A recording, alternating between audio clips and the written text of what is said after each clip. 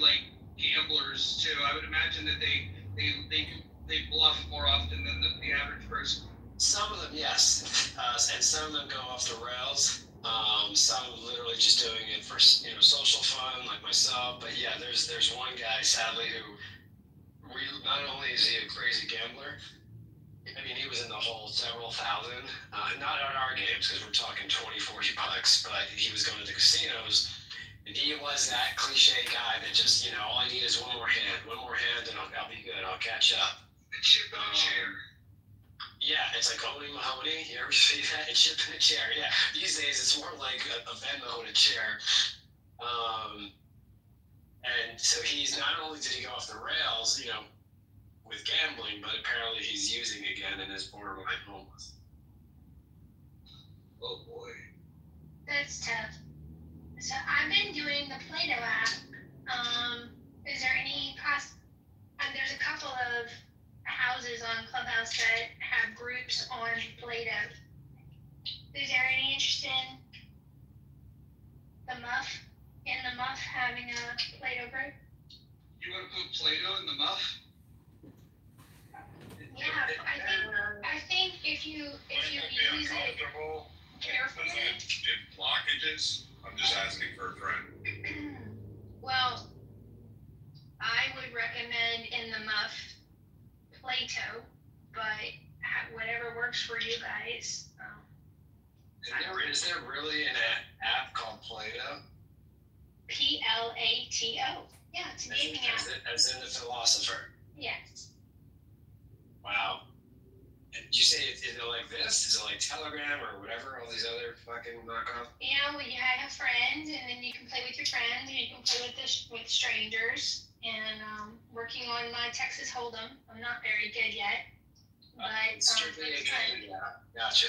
I thought it was a social. So they took one of the greatest minds in history and made it gaming app. Yeah, that's awful. Like there's something. Play-Doh start turning over in his grave for sure. Monica, would you ever play strip poker? Don't punish us. Well, I'll take that as a yes.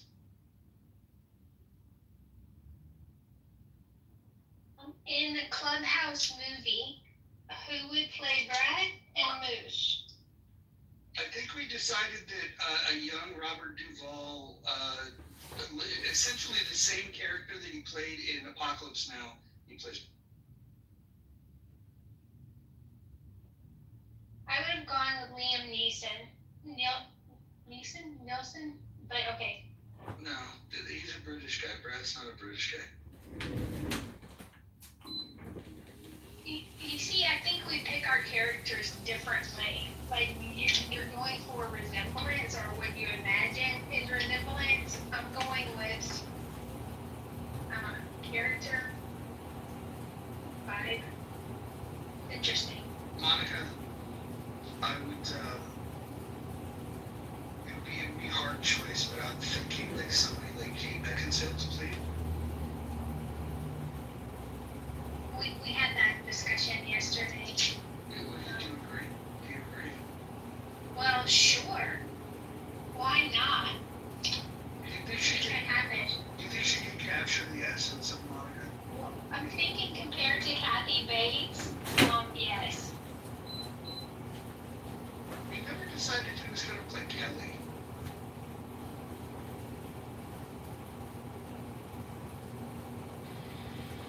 Oh, are you kidding me? Kelly would have half the fucking women in the cast fucking shot before the opening scene ever began. John Voight's daughter, whose name is escaping me, who played the cheerleader. Angelina Jolie. Kelly left. She did not want to be cast in her movie.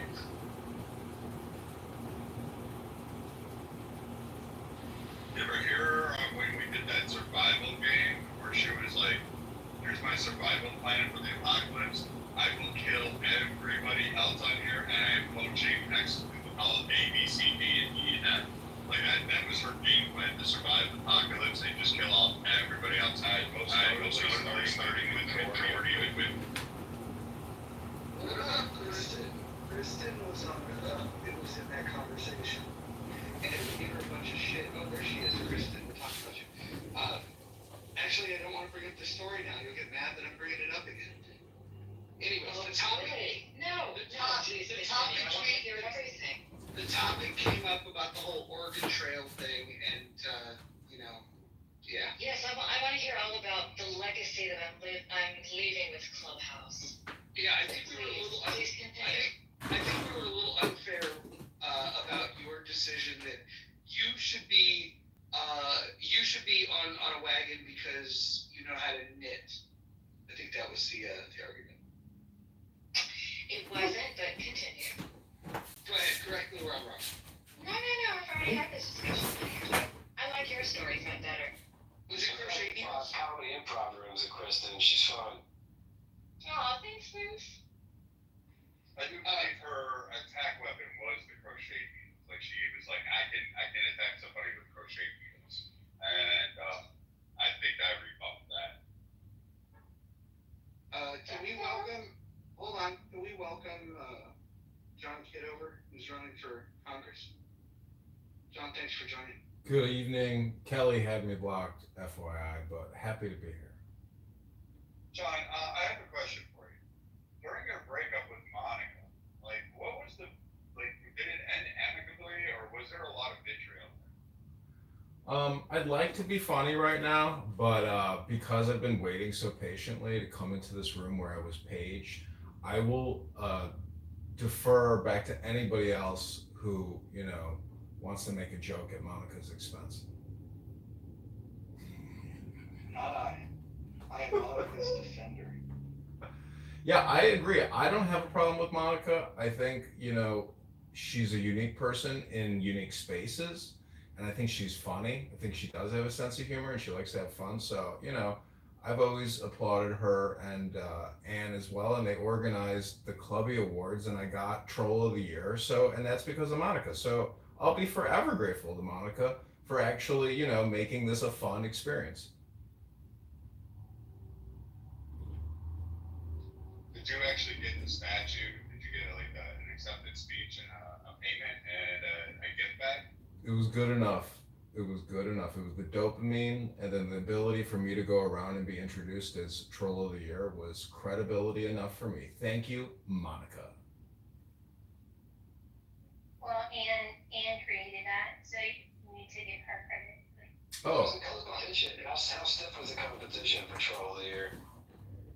Well, I mean, you had KB, you had Alex New York. I'm sure you probably. I would imagine it's different than you think.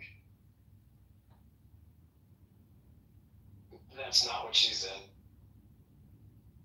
it was a lot of work. It was during COVID. It was during, peak COVID when the worst of the worst on this app were holding daily shame rooms and encouraging everyone to take the Pfizer, Moderna, or J&J. And it was a dark time. Nobody was leaving their house. But at the same time, this app became a game, and you would get kicked from rooms. You'd have accounts deleted. I mean, it was a lot of work. And, I got recognized for being funny, for using voices, for trolling people, for embarrassing people and shaming people who are worthy of derision and shame. And they are, we can call them out by name, and, they're not here right now because they're charlatans. They're snake oil salesmen. They're low IQ. They had no credibility. They hide behind anonymity, and it was toxic communication. I will say. Didn't Brad get an award for most likely to survive a zombie apocalypse or something like that? Yes, he did. Probably. Drop him in the volcano.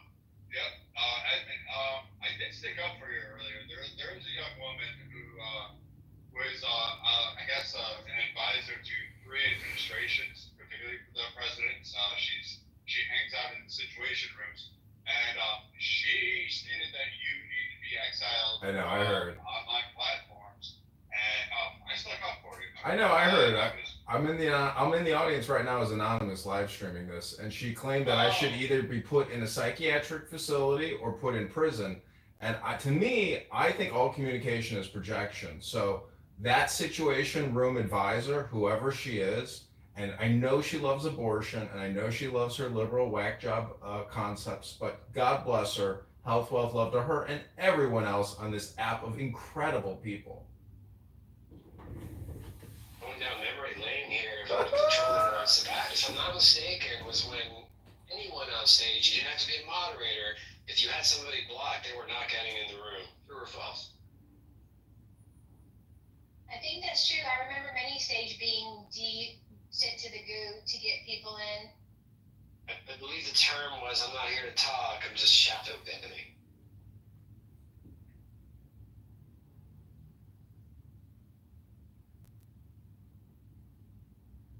I have to say, one of my favorites on the right is Edward, who just joined.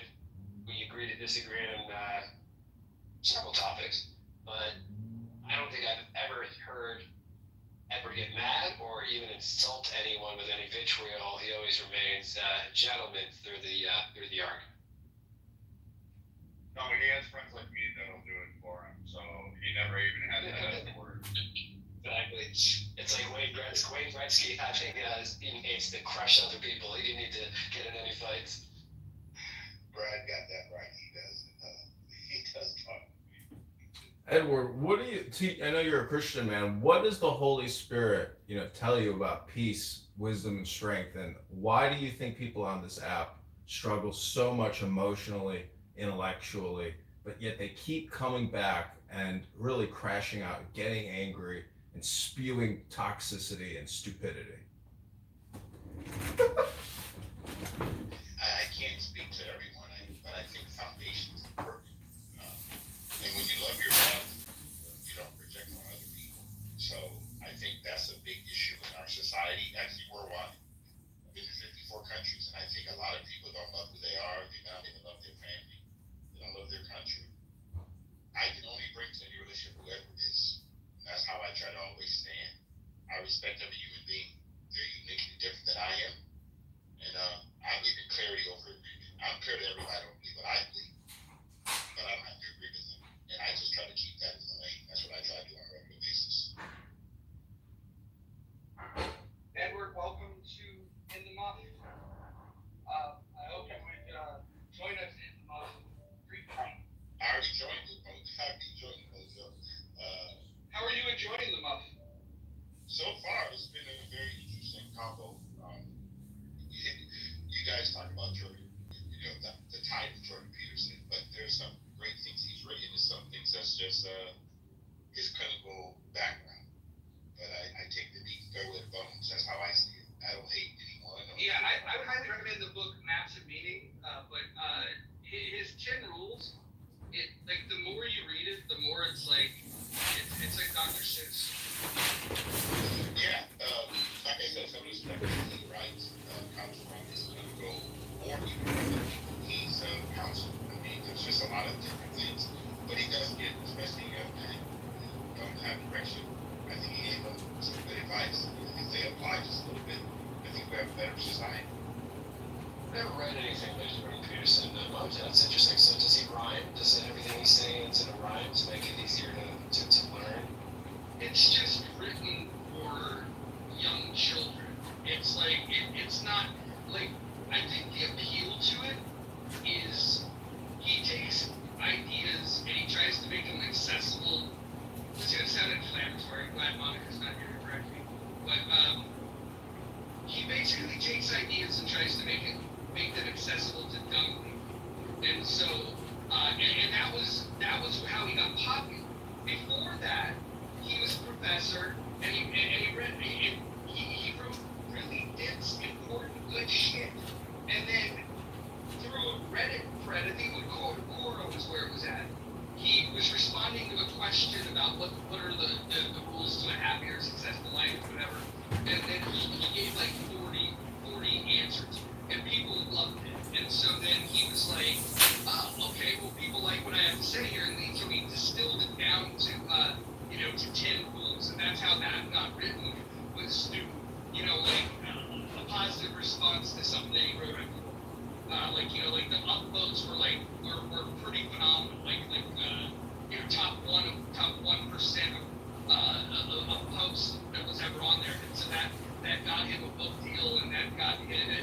inspiration, all that kind of shit. But if you read it, it's not that I disagree with that stuff. It's just he's like the dumb person, smart guy.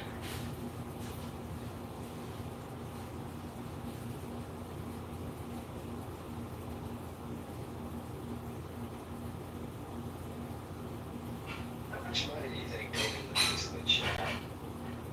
By the way, I was like, wow, I was watching a room recently and I was in here, I got him blocked, but he's got more burners than a CIA agent, and I realized he spelled his last name differently with an U instead of an A. I mean, he's got to be grifting, right? Like, isn't it just law of averages with these grifts? We laugh at it, we clean it, but somebody is paying him for giving him their money.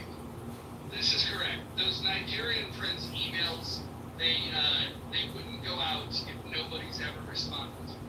So,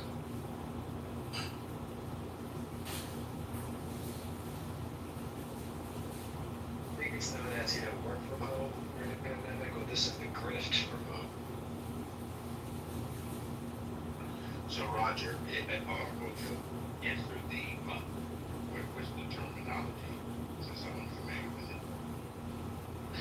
God, Edward, I like you too much to answer this question. Can I just not answer it? Don't answer it, thank you very much. It is that appropriate. Edward, I'll just say this, you have putted it the month before in your lifetime, so you're fine.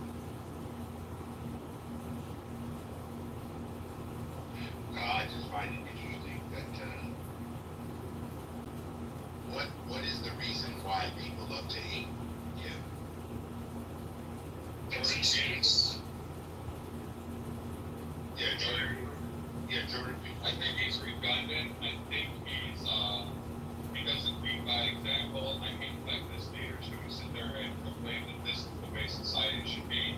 And then when you actually watch them in their own personal lives, they cannot mimic any of the rhetoric that they're talking about, nor do they actually apply the whatever his moral rules are to his own personal life.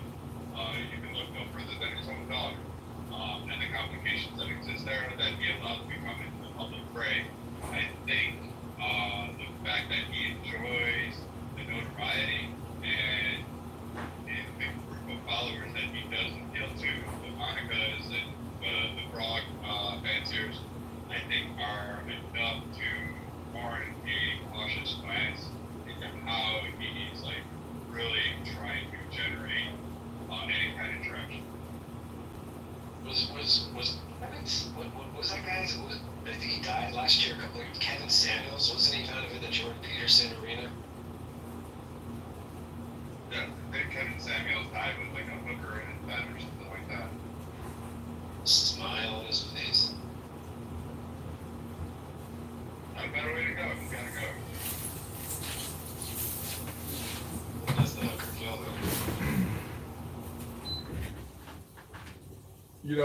One of the reasons why there is a lot of anger on this app is because of a lack of education and comprehension. And somebody like Victoria or the politically correct room, the rhetoric and the propaganda and the hate speech that you hear from these people is a direct correlation to a lack of education and comprehension.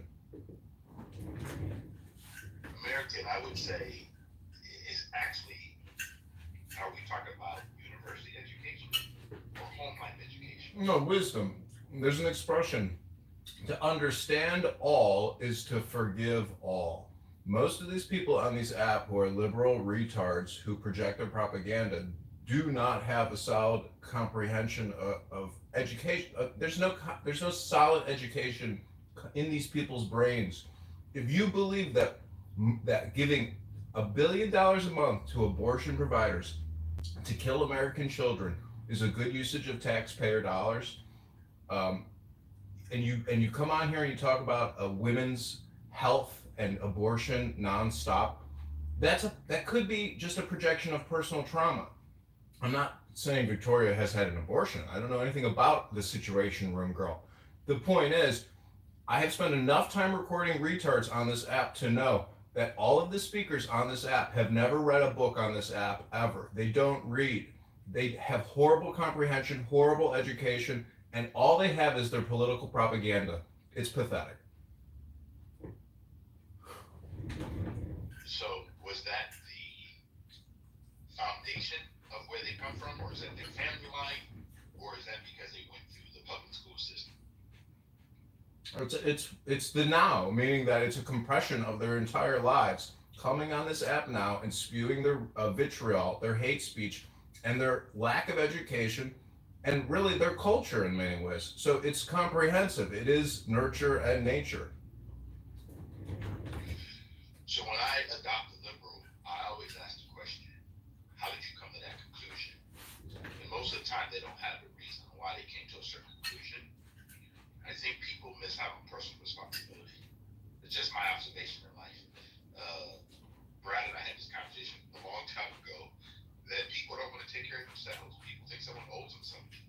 And like I tell many people, no one owes anybody anything, but you should owe yourself to be responsible for yourself. Growing up at 61, I'm 61, guys, I'll be 62 in December, and they always talk about collective, the group, or they told me I lost my black card or whatever, all this stuff they say, labeling. I always say, first of all, I was never issued a black card. And number two, just because I happen to be a responsible person, I think that's where most people are having the biggest challenge. They don't want to take responsibility for their own behavior. My black card works all the time. I can go shopping with it anytime I want to. My black card works just fine. I can turn it into Mine does. Brad, my black card does work. I'm talking about ethnicity though, but it's good, Brad. So Edward, I agree with your comment about folks needing to take the accountability of that for whatever reason they don't. But I think you're referring to liberals. Would you say that is exclusively liberals or the left side, and most of the right and the conservatives are just taking accountability all day long? I think it disproportionately is a problem of the left. I'm not here to absolve the entire right-hand side of the spectrum, but I think in the current state, it's more of a left problem. I agree with that statement. I think that, and for me, that's another thing. I was born in America, not by choice, but I do believe in our founding documents. Since we hold these truths to be self-evident. So this is when I talk to liberals. I live in California, guys, so I talk to a lot of them. And I always say, why should I go to work every day on a company and you benefit from it because you didn't even earn anything? They don't comprehend that we live in a society where you are personally responsible for yourself. Our founding fathers never wanted us to have big government. And right now, bureaucracy have given people some sense of entitlement, which I can't comprehend. I just don't understand it. But it is what it is. And like people even ask me, did you vote for Donald Trump? I say, no, I voted for Edward. I don't know Donald Trump, never met him. Don't know anybody in this cabinet, never met him. I'm an American. I get to cast a vote. What happens in my house is much more important than what happens in the White House. That's how I live my life, guys. No one's coming to my rescue. I don't care if they're Republican, Democrat, not what they call liberals, or even Roger and I. What's the group again? I forgot it again. Libertarian. Everybody wants a label. My only label is I love God and I'm an American. That's my label. And I hear you there, and to the point of, yes, California too. I talk to lots of liberals, obviously, and I also, like the Godfather said, keep your friends close, but your enemies closer. And I'm not saying say that in jest. I'm not saying conservatives or anyone on the right is necessarily enemy. It's a strong term.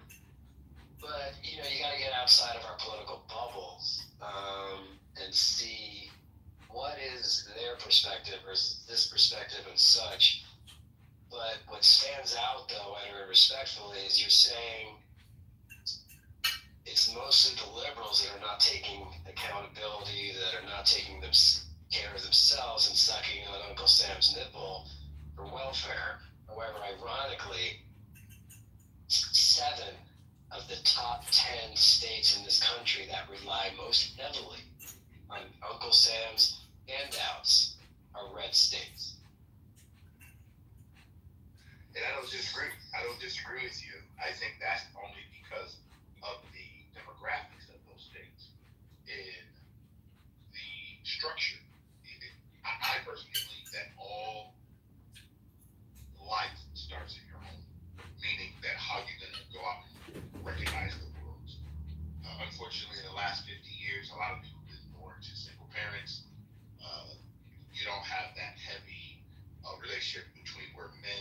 respect each other enough to train their children properly.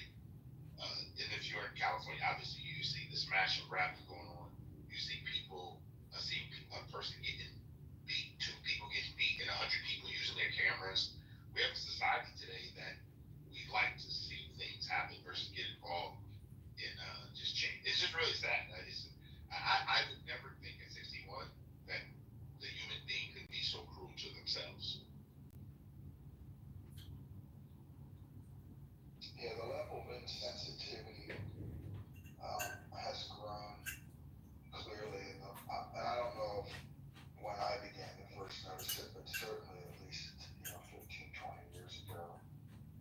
And the level of anxiety has grown, and I think it got exacerbated by the pandemic, and then the fear for a lack of control in their lives, to the inability to let go and let fate sort of arrive at your doorstep is not part of the American culture. So there's a bunch of, outside of the code of the Bible or the guidance that religion typically brings into life, there's something about our culture that amplifies these things that sort of eat away and culminate with anger and reactivity and impulsiveness that our parents didn't have to experience. Yeah, Jeff, I tend to think that the foundation has not been laid for the previous generation, or they don't believe in foundation. They think they can go out and build their lives on sand or on rhetoric or like pronouns or saying that drag people can teach or that men get pregnant. There's no foundational stuff. No one's looking at the things that's happened for 3,000 years, and all of a sudden we get some people who've gone to university. My wife always said people got degrees but no temperature. And the reason why is because we have decided now that education has become the god of America. That only 27% of the American population has a bachelor's degree or above, but yet do not know how to live with another human being, including themselves. And I like something else you shared, that you said your wife, or an acronym that she came up with the other day was EMS, right? We, of course, all know initially what that means biologically for women, but I like your wife's breakdown is, I think it was power, money, sex, right? That you got it right. That's my wife's thing. We were watching. Right on. She said that's what all these politicians want. Both sides of the aisle. They like power. They like money. And they like sex. They're not thinking about any of us. Exactly. They don't have, they couldn't possibly care their interest or their interest. But I would even further that and say, like, what happens to the work ethic in this country? Where today you have influencers making, several thousand, forget several thousand, 100,000 a month or so. Just talking on camera, doing pranks at a drive-through. And so, okay, you can understand that, the demographic is generally, what is it these days? Gen X, Gen Z? Sorry, not Gen X. The really young one, I think, is Gen Z. So I get it. When in Rome, this is all they know. They weren't born with a silver spoon in their mouth. They were born with a silver phone in their mouth. But where I take issue is there's a whole documentary about it. I think it was Ad Teen Influence, something like that, where it was one's mother. This mother was started pimping, not actually pimping out in the traditional sense, but certainly monetarily for likes and such, not video. Where his mother started videoing her kids because they're so cute, putting it online. I mean, I think she started when these kids were as young as 7 or 8, something like that. And then she's like, oh my gosh, we got like 500 hits following week. Oh my gosh, we have 5,000 hits. So she saw dollar signs in her eye and a cash cow. She went on further. I mean, there's some kids that have come forward from this documentary that this woman was totally pushing the envelope as these kids were getting a little older. I mean, maybe 12. She would literally stage it and encourage her own child to like kiss a boy on the mouth.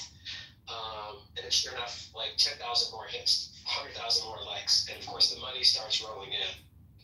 It even got to the point where some of them came in, some actually said on camera that this woman would actually get in bed with some of these kids and rub herself on top of them and just tell these kids it's okay, we're just having fun.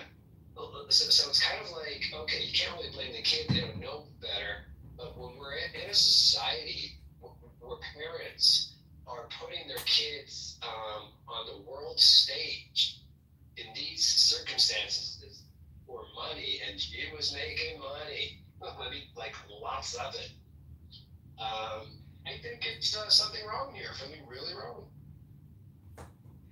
So, Moose, I wanted to push back on something you said earlier, where you said blue states are bailing out red states fiscally. And I'm going to give you a counter, because I know where this narrative comes from, and I know like the number of people that really truly believe it. But first and foremost, I would say the nation as a whole is in a federal deficit. So there is no state that is bailing out any of the other states. We're completely operating in a massive deficit. So that right there really does put the nail in the coffin for this argument that blue states are bailing out red states. Because if it were true, no state is actually contributing enough to college. Most of these blue states are actually running into financial issues, deficits, lack of controls in spending. And generally, when you look at the federal distribution of funds, these can go for a variety of projects. If you're talking about Medicare following the FMAP principles, yeah, you will see those more in rural states. But then again, that's rural. The concentration of wealth that exists in particular cities, such as New York, Chicago, LA, Dallas, there's a couple others. Those generally will have mixed review because they will have enormous wealth, but they'll have massive taxation programs to actually garner that wealth, while the rest of the state is actually dependent on it. And these blue states often receive, based on projects, they get federal priority because of the wealth generation, such as highways and things along those lines, infrastructure bills. They'll actually receive more foundational money or federal money in terms of it, rather than say a Wyoming or Rhode Island. Well, Rhode Island won't, because right now they're going to try to reinvest in shipbuilding. So they'll receive some more influx of capital from the federal government, or at least will add to the deficit to build ships. So I really hate this point where people try to say that blue states bail out the red, when quite frankly, when you look down on it, maybe you're going to make a case for Medicaid and SNAP, but even that is not necessarily true, because the federal government upholds projects in mostly blue states, California, New York again, that primarily get a lot of projects in there. And then part of the federal dollars go for a lot of other projects that can't exist in those. So just mining, military bases, training, in some areas that just they need gas, fracking. So like a lot of these other areas that are more rural, they actually contribute a lot, because those blue states, unfortunately, would not necessarily be able to operate at all, because they just don't allow those practices to actually go on. Yeah, no, wait, I mean, I think maybe I misspoke. The stat that I put out was specifically, I think you're talking about, like, because I just did a quick search too, and I have to use specific language. In the initial search, I said, yeah, it's a mix of blue and red states that get federal aid. What I meant was specifically individual citizens getting SNAP, getting Medicaid, literally just like surviving, get their income relying on the individual's household income, relying on government, not necessarily fracking in states getting help from blue or federal government. You know what I mean?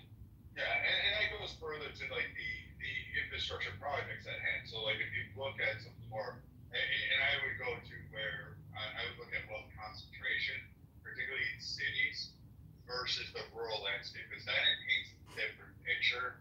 Blue states get it because, like the sad part is, majority, and so impacts it in parts of Florida. The majority of the wealth creation or the wealth concentration exists in these four primary states. So when you look at it and you start looking at it on a city, then you start saying, all right, wait a minute, maybe this distribution isn't necessarily fair. So for instance, I would point to hospital and medical infrastructure and the decrease in actual employment in these rural areas, which causes a need for federal assistance because there is no significant development into manufacturing or making another wealth concentration center in these states. So, I mean, it's a bit of a precarious stance. I get why the laptop could use it, but I don't think it's actually portrayed accurately as how we divvy up federal funds in this country. Is it part of the problem, though, that we allow the left to control the narrative about what the role of government ought to be? And so then they frame what the role should be, and then everybody argues about how the government should prioritize those things, and then they fight over spending. If there was a real opposition to the left, like a genuine opposition to the left, it would start with the reframing of what are the rights that the citizens have, and then what is the role of the government that would protect those rights. I think that there's just, to me, when I listen to both parties speak, I hear about people that have expanded they go from negative rights to positive rights. Then they have this I guess misunderstanding of why government was created in the first place, and then they just expand it to do everything in everyone's lives. And until you roll that conversation all the way back and have a conversation about what the role of government is, I think the conservatives are going to get destroyed at every turn, because you're allowing the framing to be done on the left, and then you're playing their game. And even if you got your way, you won the battle of who's the least leftist. Anson, good to see you. I usually just see you in Gary's room. But Mojo, to that point, wait. We have, how is it exactly that we're allowing the left to control the narrative? It's very simple. It's they will say things like, healthcare is a right, and then the right will then argue about what is the right thing to do at the federal level when it comes to healthcare. I think we should take a pause and just ask the question, the honest question of, why should the federal government do anything in regards to healthcare? Outside of regulation, I think everything until we can come up with a formula that, or at least something to provide for, say, the disabled. And it has to be disabled because you're doing 400 pounds of leg room. I'm talking about you're blind, you lost both hands and no legs, you have a medical condition or even a mental condition that we can determine as that you are disabled. I also think that a certain age of the elderly, depending on your medical condition, could qualify for that. I don't look at the idea that as soon as you're 65, you are forced on Medicare or an MAO, and you're kind of determined that that's the age at which you no longer can be a product. You don't produce to society. You now become a burden. I think if we actually change our culture to accept senior citizens or elderly people, who definitely can play a pivotal role in many areas of our economy. I think you're asking for a cultural wake-up. You're right. But as far as medical, I would agree with you. We need to streamline it down, and this will decrease costs. You're not agreeing with me. You're not agreeing with me.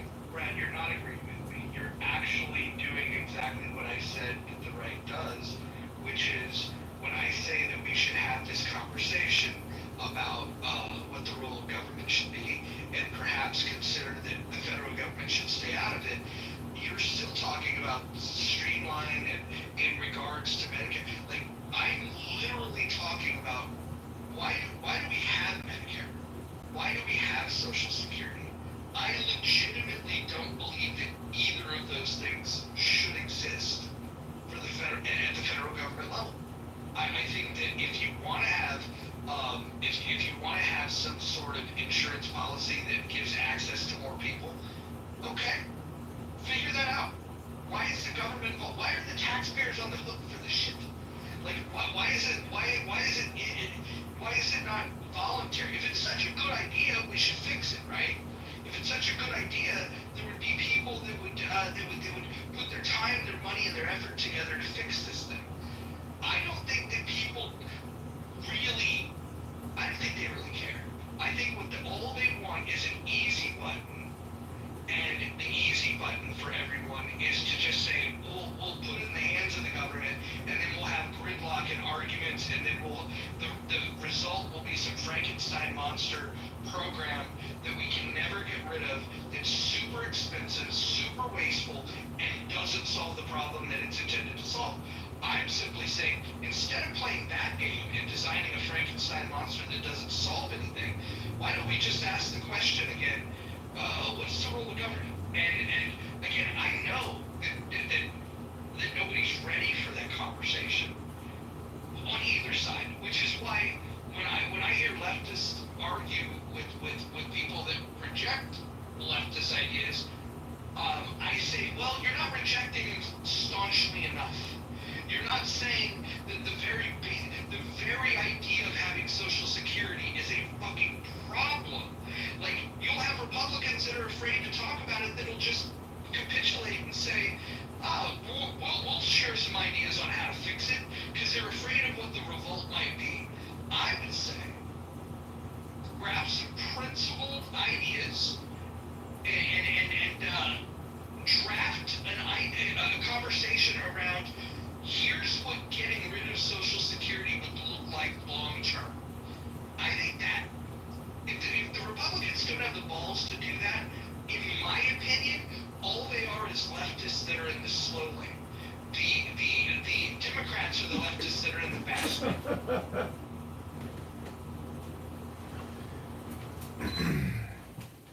It's true. It's true. They're running the government as if it's a race to the bottom to see who can, implode it faster, and that's the way they spend. 10 billion a day. If we take in 150 billion in tariffs since January of this year, that funds only 15 days of federal government. We're borrowing 2 to 3 trillion a day and spending, or 2 to 3 billion a day and spending 6 to 7 billion a day. It's totally unsustainable, and it's a giant fucking contraption. It's a game. I mean, the way that Trump interacts with Chairman Powell spoke today. I don't know if he lowered rates, but there is a relationship which is rather unnatural between Congress and the Federal Reserve, who is more than willing to do whatever Congress tells them to do. But we have spineless Congress people. We have propagandists like AOC, who backs Mamdani, Sanders, who backs AOC. These people are big spenders. They've never run a pizza shop in their fucking life. They are hypocrites, they are frauds, and they're very dangerous to our overall way of living, our culture, and our future as American people. They are domestic terrorists, in my opinion. They are dangerous to our way of life because they're delusional, sick borrowers and spenders. You don't live your life like that, but Congress wants you to live. They want to live that life for you. It's sick. They are addicted to borrowing and spending, and it never seems to end. So people have to speak up and say, stop borrowing, stop spending. This is not sustainable, and you're wasting it. You're wasting our precious reserves. So I think what Roger said earlier, I don't think we have courage anymore, guys. I don't think there's courage at all. I'm going to go back to the immense power sense. These people have gotten into the blender of using other people's money. They want to spend other people's money versus allowing them to think independent states, like what Brad said earlier. Those states take care of the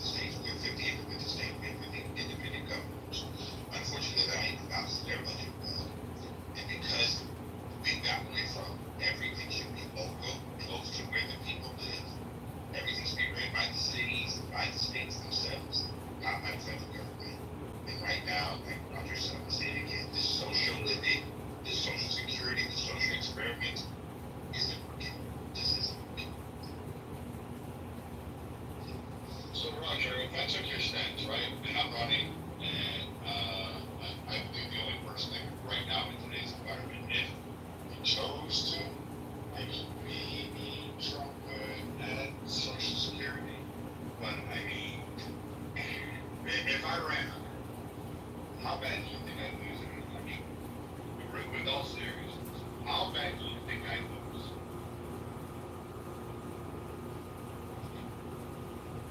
I I think, can answer that question if I can.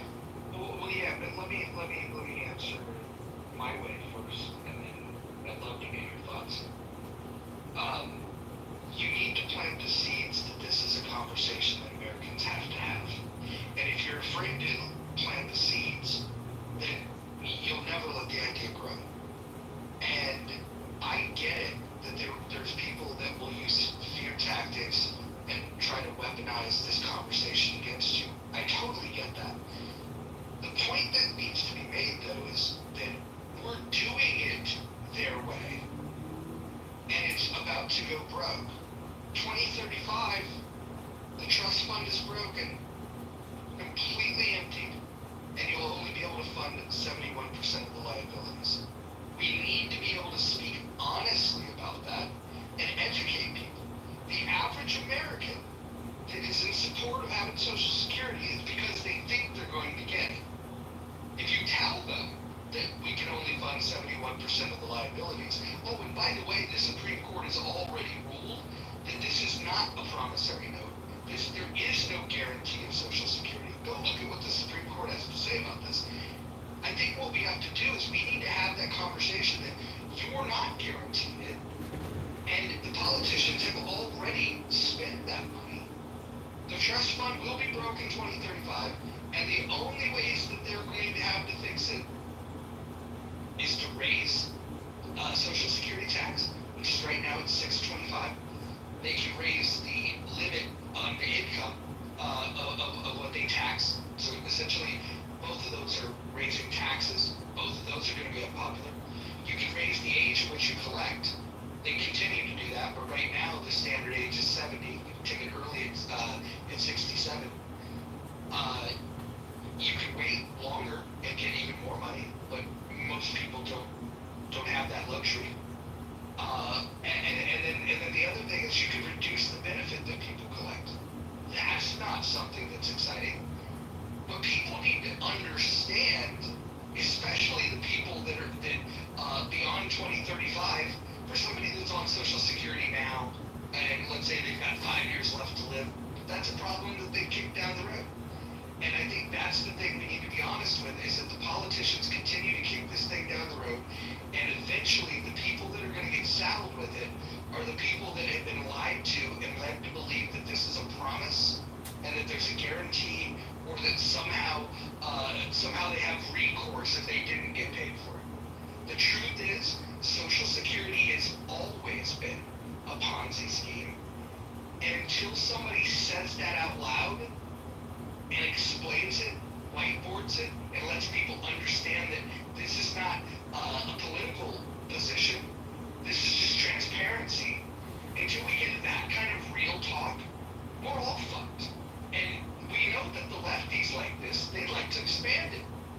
They don't have the money to pay for it, but they love to expand it. And you have not a Republican in sight that's got the balls to talk about it, save for maybe Thomas Massey. But he's only going to do that when he's talking to his constituents that like his brand. There's a lot of gutless people that run in Congress, and you got to start the conversation. Because I'll tell you what, eventually the conversation's going to come up, and it's too fucking late after the trust fund is empty. Can I get a word in edgewise? You can get it in edgewise. I hope you don't mind me having that right of response to Brad that was asking me the question. But go ahead, Anson, jump in. You have every right to, I mean, it's your room, you're the moderator, so you have every right. Whether it's effective or not, we can talk about it, but you have every right to do that, and I don't want to intrude. But the answer to the question, Brad, the answer to the question in the room, can we save the left, is no. And Brad, for you to run for office, knowing you as I at least partially know you and your views from interacting on Clubhouse over the last several years, unless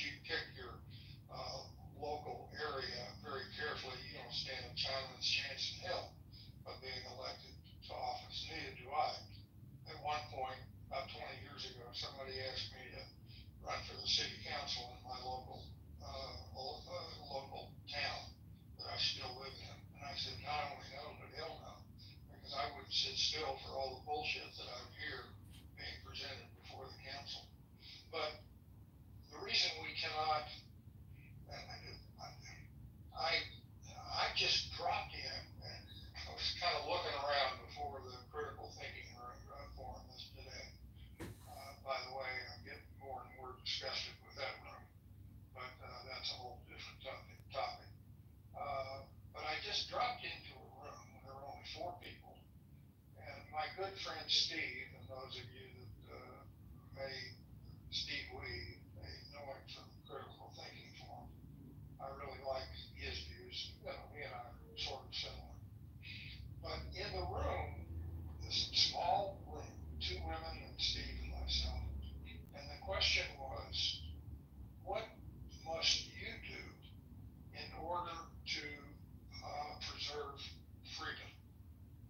And what I said was an old Rickover quote, is that I said, in order for freedom to prevail, every individual within a nation of freedom must be able to accept responsibility, first for themselves, second for their family, and third for their country. And if you don't accept that personal responsibility and you become a victim, then you have not exercised the essential element to preserve freedom. Because if you're a victim and you call on government to solve the problems for you, then as every empire that's ever risen and declined, at some point, every one of those governments goes bankrupt, deeply into debt, and lose their ephemeral power because they can't pay for all the demands of all the citizens to make them happy. So without personal responsibility, you're never going to defeat the young leftists. You know, they're the ones that look to government to supplant personal responsibility. And that's the downfall of empires. Well, what business does Mamdani have in opening up low-income housing? I mean, this is just wealth redistribution through taxation. In Chicago, they spent $50 million on a low-income housing project with perpetual tenants and perpetual tax payments to the developers or the lessors. So we are living in an unnatural economy. 40% of our overall economy is through borrowing and spending. We are on a totally unsustainable path, and the fact that how we have gotten here, if we accept the personal responsibility of it, we have no choice but to speak out about the radical borrowing and spending and how it doesn't seem like it's ever going to stop. It's just linear. Well, you have that going on right now, where you have Newsom permitting low-income housing, but hasn't passed any permits for any of the people in the wildfires. So those people are sitting there waiting. It did come out. Someone tried to challenge me yesterday and had to acquiesce to their fact checks too. But then it was released today that yes, Gavin Newsom is partaking through an NGO, through a charity event or whatever it is that his wife has set up. What is it? Fire charity, some stupid shit. That he is taking that money and not even distributing down to the people in need. There's a prominent individual who's like going into the sources and doing all the fact checking, and he's stating nobody's received a penny that he is aware of that he can find. So if that redistribution that you're speaking of, Edmund, is it's going on right now, and it really exemplified based on this one that I can't figure out why the left won't fucking at least acknowledge it and then do something to at least stop their own side. Instead, they just want to go Newsom for president. Acknowledge what? Exactly. Sorry, I've been right. Oh, that Newsom is blocking permits of people to rebuild their homes, and that he was basically taking from charity money, or his wife was. I'm sorry, it wasn't him directly, but his wife has been in terms of the California wildfires. state governors do some pretty stupid shit. I mean, Floridians all started chanting DeSantis for president, even though we got hit with a fucking hurricane and we had no money to spend all of it sending quote unquote legal immigrants over to sanctuary cities to prove a political point when we were literally in the midst of an impending hurricane, right? And we got fucking shit on by it, especially the coast. They got absolutely fucking mobbed by that shit. But I would say, like, yeah, I mean, state governors 24/7, as stupid as the people may be in the state sometimes to keep putting them in, et cetera, et cetera. I mean, it's on both sides of the aisle that we've always seen that, yeah, even if they do some stupid shit, being there once kind of almost guarantees you a second going unless you really, really fuck up. Brad, I wanted to also include for the Pacific Palisades, that area, the residents have complained that they are not able to get the furnace to start building. Just a couple, I think there's like maybe less than 10 permits. So what has happened since that time? The California State Senate has passed that they can purchase that land for low-income housing. So it makes you wonder, like, is that the reason why you're stalling? Is then you're gonna force these people into stall them out as long as possible, make them so uncomfortable that you would force their hand to sell their land. It's problematic. And one last thing, Brad, when you're talking about nuisance-wide charity, it's called Cal Volunteers.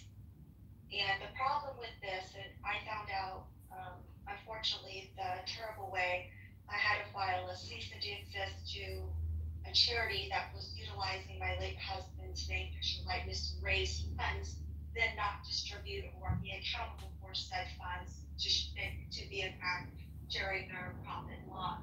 So when I did that, I found out that every state within the state AG office has a department that is exclusively, that's supposed to work through all the investigations for charities.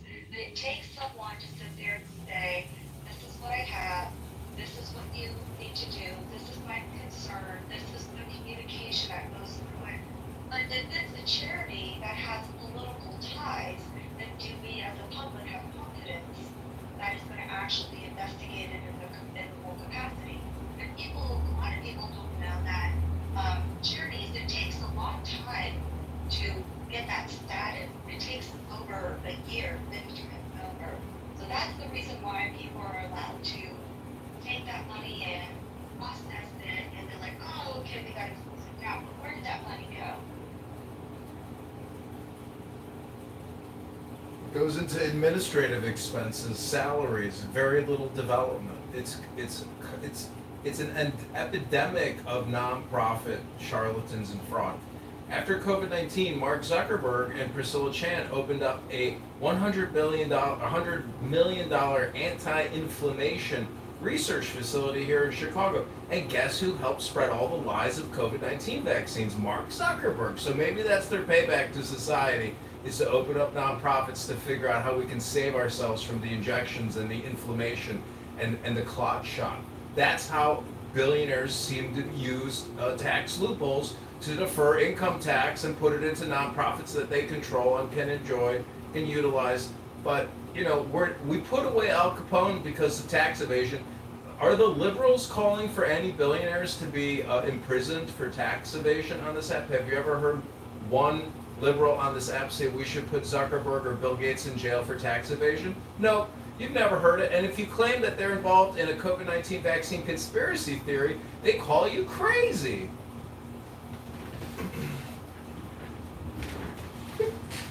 Well, that was something crazy.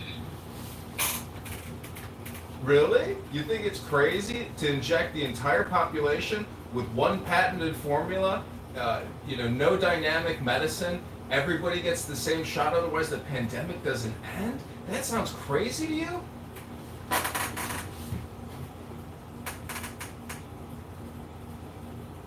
it doesn't sound like crazy. What's crazy is leftist liberals who want to tax you to death through your property tax, through your income tax. Danelle, I mean, what do you think we should do? How should we solve the financial crisis that's brewing in America today? I think we're just screwed regardless. I think we've reached a point of countries where the institutions become locked up. I think people don't really believe it anymore. I think we're just screwed. I don't think there is a magic wand that fixes it. Sorry. Well, apparently you don't believe in education because, you know, if you know you're getting fucked over and you just keep voting for the same cocksuckering asshole keeps fucking you over year after year, maybe it's an awareness problem. And through education, you can enhance your awareness. Yeah, that's gonna take it. There's this great book on scientific revolution about how science evolved over time and new ideas. They were extrapolating this idea to kind of everything, politics, sociology, and stuff, by kids. And you just have to wait for a lot of people to die for that to happen. You have to have new ideas get popular. And it's just gonna, it would take a while. Like, you're not just gonna, like, you know, what is this, like the Wizard of Oz? You're gonna put a piece of paper and, you know, change your mind about everything. Like, it's unfixable, man. You're cooked. Get over it. Hello, KK. Just want to say hello. Hey, Dave. I don't know how to pronounce his name. You know. So how do you think we can save the left? You think we can save the right? You think we can save the right? He just said it's cooked, it's over, it's fucked. Apparently this guy doesn't know how to fix anything. He doesn't clean anything. His house probably looks like shit. Apparently he just lets things just fall apart and not actually replace or repair anything. That's Danel's perspective on America. It's un-American, it's pathetic, it's weak, and it's not based on wisdom. Danel, I'm sorry, but you've lost, you know, you've gotten an F- if this was a report card.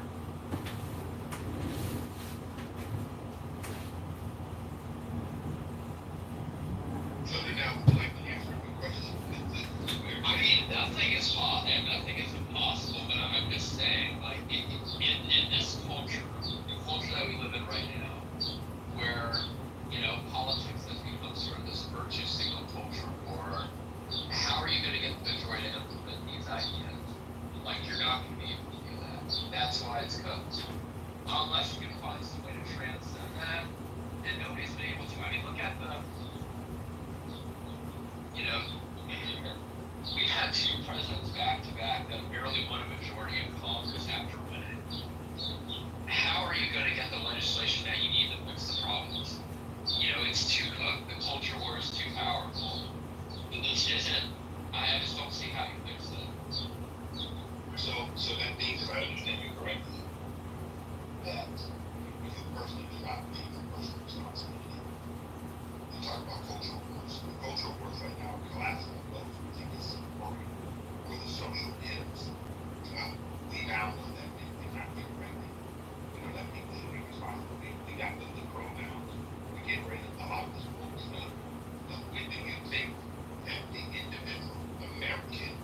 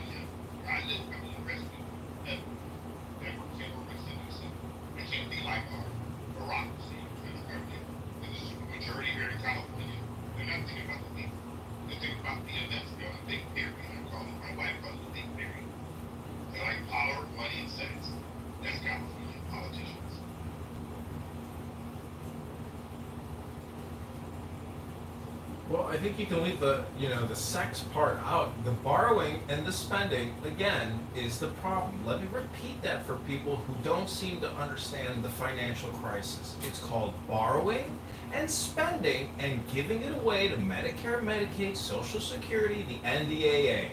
That's $5 trillion a year, and we're borrowing and in $2 billion a day, or 2 to 3 trillion on top of what we collect in tax revenue. So again, for people that don't understand the crisis, it's called borrowing and spending. It has to stop. But what does Social Security and Medicare have to do with the debt? It's called a program that doesn't run as fast as it is. No, it's just he's making the assumption that this program isn't working because it's causing borrowing and spending. I'm asking, how does Medicare and Social Security contribute to the debt? It's an expenditure, stupid. And when there's $100 billion in fraud in Medicare and Medicaid every year, and they don't even cut a budget for the fraud or wipe the fraud the fuck out, even in IRS income tax returns, that's like a $60 billion a year identity theft scam fraud. We have so much fraud in the system that if we don't shut it down, reanalyze it, reconfigure it, we just keep kicking the can down the road, borrowing from the Federal Reserve and international lenders. We are driving ourselves into a debt spiral. And if the people in this country keep voting for Congress people that keep borrowing from the Federal Reserve and spending like drunken sailors, you can kiss your American dream the fuck goodbye, and it's all over.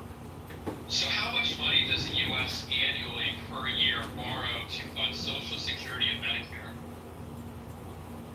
It's an aggregate. We are spending $5 trillion Let me put it in ChatGPT for you, Danao. Hold on. I'll give you the most important piece of this is that the top two expenditures in the line item are, the line items go like this: Social Security, Medicare, and then interest on the debt. And the interest on the debt is because of the Social Security and the Medicare spending. So the top three line items are directly related to Social Security and Medicare. We have 2/3 of the budget that are locked up in mandatory spending for these programs that, let's be honest, they're not helping. And furthermore, they're not really within the scope of what the government's supposed to be doing, if we're being fucking honest. If you want to help people, that should be a more local thing. The federal government saying that they're here to help is like one of the scariest fucking statements that people make. The idea that these things are helping in any way, they're gobbling up 2/3 of the fucking goddamn debt, which, by the way, this is outside of the budget. We collect $5 trillion in 2024. We spend $7 trillion. 2/3 of that was spent on the interest, on Medicare and Social Security, and then the next biggest line item is the interest on the debt. At some point, we have to address it, because what's going to happen is eventually the interest on the debt is going to become the biggest line item, and then the only way that you're going to be able to address it is to address the big line items outside of the interest on the debt, which is going to be Social Security and Medicare. The only other alternative is that we can just default on the debt and we can roll that out and see how that plays out. At this point, I'm up for anything that doesn't continue to pretend that somehow this is a good strategy. I want a shock to the system. I would say the first practical thing would be to pass a balanced budget amendment, so you cannot spend money that we don't have budgeted. That way, if you collect $5 trillion in tax dollars, then you spend $5 trillion, and that's the maximum. And if we were wise, we would spend less than that. That way we can begin spending down the debt. Which, by the way, at $37 trillion, if you were to run $1 trillion surplus every year, you still wouldn't pay it off in 37 years because of this little thing called interest. So it would take us about 70 years, if we did no additional deficit spending, to be able to pay off the debt that we have now. And that's assuming that we can find a way to save $1 trillion every year. So here's the point. The problem's fucking out of control. At this point, I'm of the opinion that we make a radical plan to fix it, right? Or we make a radical plan to break it. Because once we break it, then we'll be forced to fix it.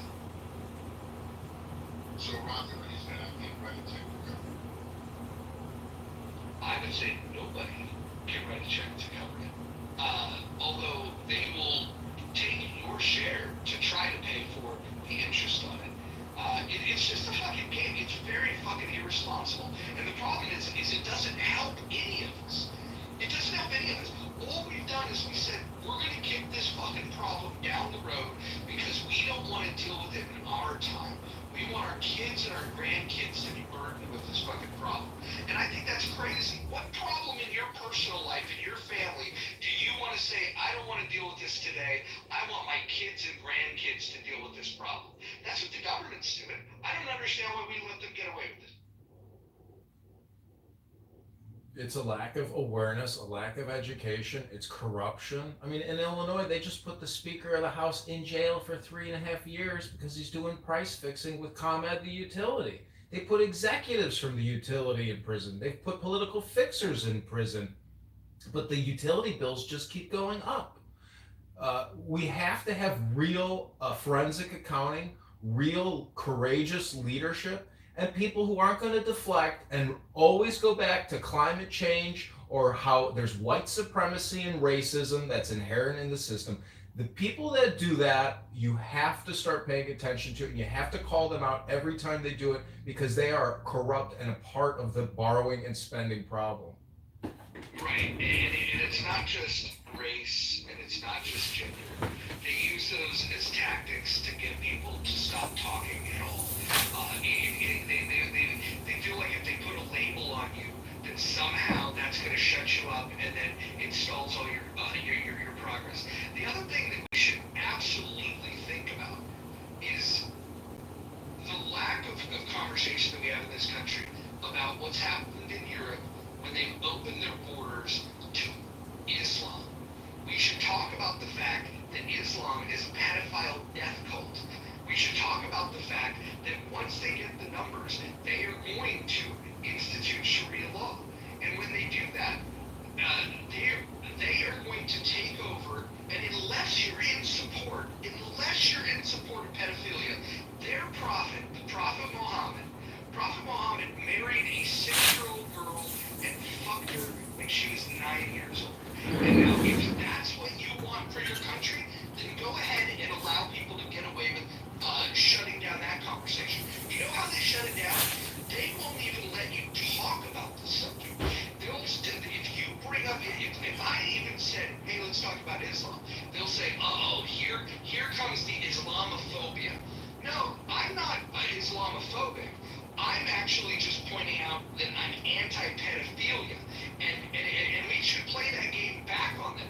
Why are you people supporting pedophilia? Or why are you afraid to confront pedophiles? And if you're not willing to deal with Islam honestly, then you are aiding and abetting pedophilia. That's the conversation we also need to have. But you guys aren't ready for it. I'm looking at the age of consent laws in the Middle East, and I don't see the correlation for this pedophile cult that Roger talked about. I know you don't. Hold on. I know you don't. You know, so where people are pretty much Hold on. Let me explain something to you. that's the explanation. Okay, you can interrupt me all you want. Again, this is the tactic. Shut people down. I want you to go ahead and look at the age of consent law in Iran. I want you to go look at the age of consent law in Yemen. I want you to go look at the age of consent law in Afghanistan. And the IRGC in Iran, without going to court, you can marry a 13-year-old girl. If you do go into a courthouse with the father's permission, you can marry a girl that's 8 years, 9 months. Now go look that up. Go put that prompt in your chat GPT. I know that you haven't thought about these issues until I just brought them up. And your quick little search of chat GPT didn't tell you these facts. But if you're okay with pedophilia, go ahead and tell me that I'm the bad guy. So Iran is the entire Middle East, and how many Iranian immigrants are going into Europe? And I think we all see what the problem is here. I think we do too, and I think you're making like an expenditure that's very stupid. And it's funny because our libertarians formulate the fucking open borders thing. It's like, is that all they want is like free flow of everyone everywhere?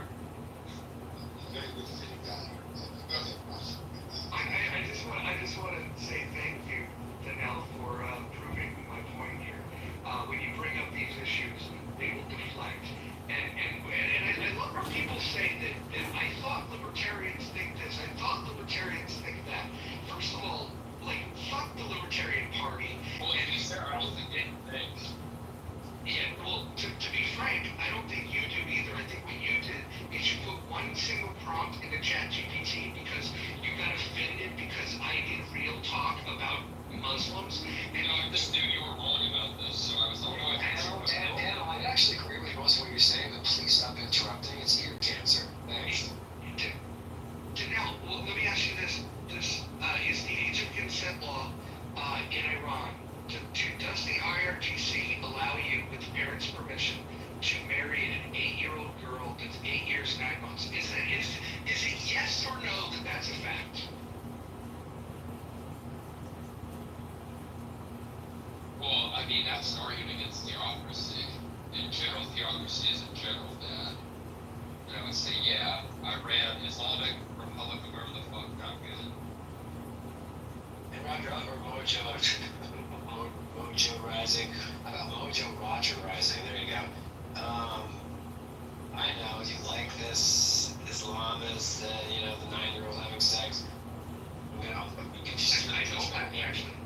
No, I'm saying, let me finish. You like an argument to counterpoint the left having the audacity of accusing the president of the free world of potentially, allegedly, being involved in such horrific acts. So I'll be the first to say, man, I don't care what culture, what religion, people can hide behind or whatever, it's absolutely grotesque. That's one of the plethora of reasons I don't identify as religious for stuff like that, and all kinds of other things beneath that, but to just sort of, for any religion, to try to justify that, because it is, you're a young bride, arranged marriage, all this, it's horrible. That said, though, does it concern you, though? I just did a random cursory search. Some articles are coming up. For example, why are some Republican lawmakers hell-bent on preserving child marriage? GOP lawmakers across the U.S. have opposed raising the marriage age, with some arguing child marriage. This is their own words. Child marriage bans, essentially, I guess, meaning anyone under 18 or 17, depending on the state. Child marriage bans would encourage abortion. Do you take issue with that? Well, the abortion issue is something that the states can wrestle with. Whatever the reason is, do you find it not disconcerting that the GOP lawmakers are trying to lower the age for marriage? Yeah, I'll make my case on this. I think the age of consent should be 25. And I mean this not jokingly. The human brain is not fully developed until the age of 25. And so that's where I would set age of consent. I mean, unless what you want to do is be able to manipulate the minds of a less developed brain. So that's my position. So yeah, I oppose all the people that are doing that. But as far as you bringing up the president, the implications that a lot of these powerful people, whether they're in politics, whether they're in business, the elites that were going off to this pedophile island, I think that's very disturbing. And I don't think any administration has the gumption to literally go after these people. What I can say with certainty, is that if there was something they could have gotten President Trump thrown in jail, if there was a smoking gun within those files, during the election, the people that were willing to try to get Trump thrown off the ballot, tried to throw him in jail, tried to assassinate him, they absolutely would have used weapons that were in these files against him if there was something that they could have proved. So, Roger, I have a question. And I appreciate your stance. I'm just saying, consent age 25. This is my question. When do we, as a country, think that our morality or what's the word I'm going to use? Well, let me say it this way, because my parents, my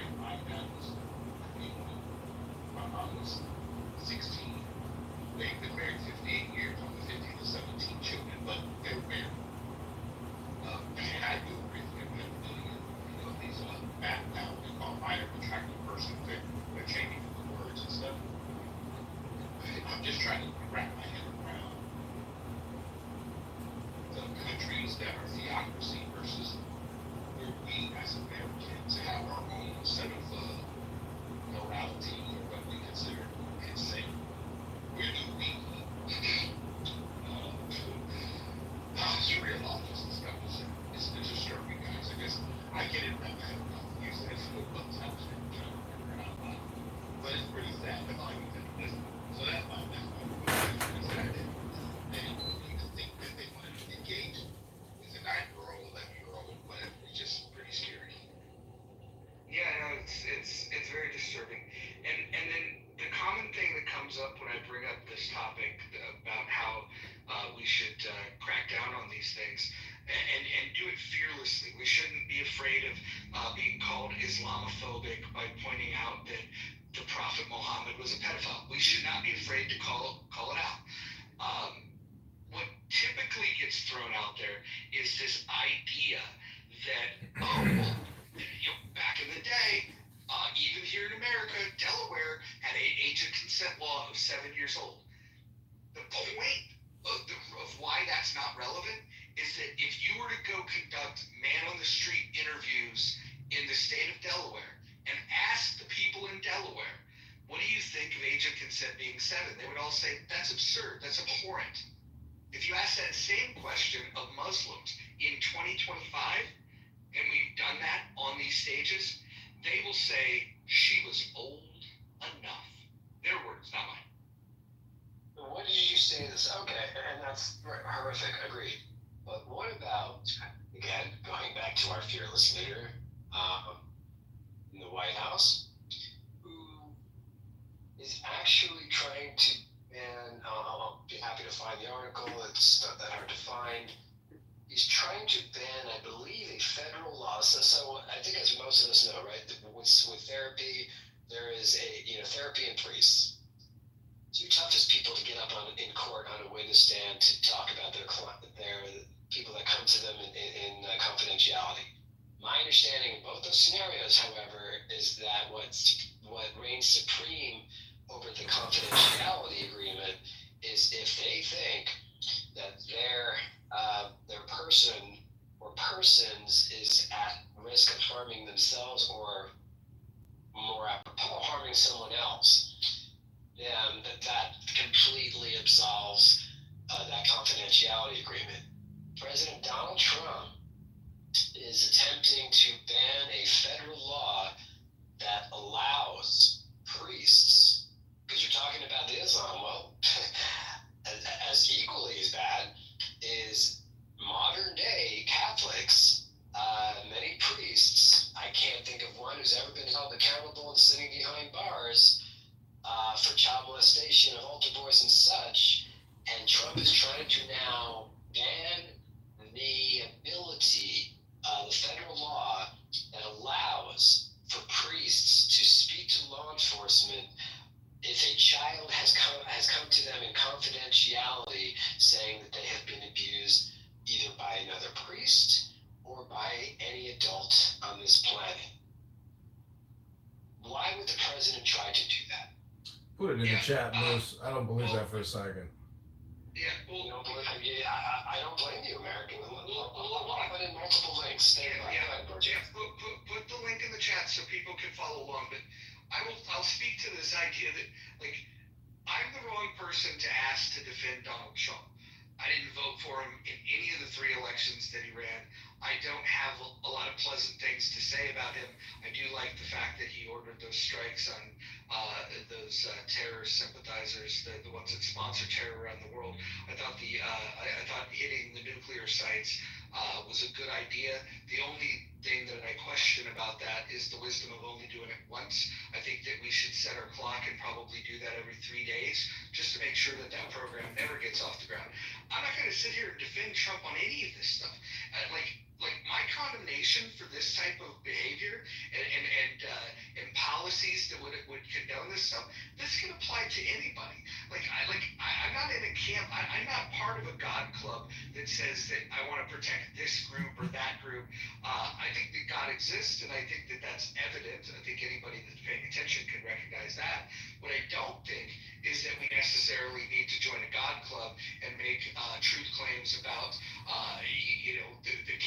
characteristics of God. If you want to do that, you're totally, that's on you. I respect people like Edward. I consider Edward a friend. I don't think that he's wrong for owning the beliefs that he has. I personally find it more useful, though, to stand outside of that God club and to say, okay, if we're going to have an organized society, what are the rules going to be? And I like John Stuart Mill's take on we should be free to do what we want to do, provided that we don't harm anyone. I would set age of consent laws at 25. I think the fact that people want to have sex with children is fucking abhorrent. And whether or not they're Catholic or a fucking Muslim or any other religion or an atheist, by the way, we shouldn't let atheists off the hook. Atheists have killed more people than anybody. If we look at Stalin, if we look at Pol Pot, if we look at Mao, we can understand that the godless people, surprise, surprise, are the most deadly on the planet. So I have smoke for all of them, Moose. So yes, if Donald Trump is holding the door open for pedophiles.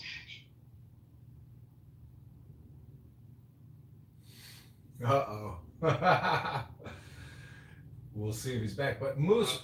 Moose, let me go ahead. I was gonna say, Moose, don't you? Fake news. I mean, New York Times, MSNBC, Courthouse News. Yeah, all horrifically fake news. Rolling Stones puts out fake news all day. MSNBC puts out fake news all day. It's all anti-Trump bullshit, and you're just peddling it. All you're doing is spewing propaganda and lies. It's all stupid. I salute you for posting the links. Congratulations. Right on, man. Can I interject on this? Because, if you read even the first link, and then I just went through and looked up a couple of things, because I was actually shocked at this for a moment. And this actually stems from a Washington State law that they imposed on. That is correct. I stand corrected on them. It wasn't a federal, it was Washington State. That is 100% true, correct.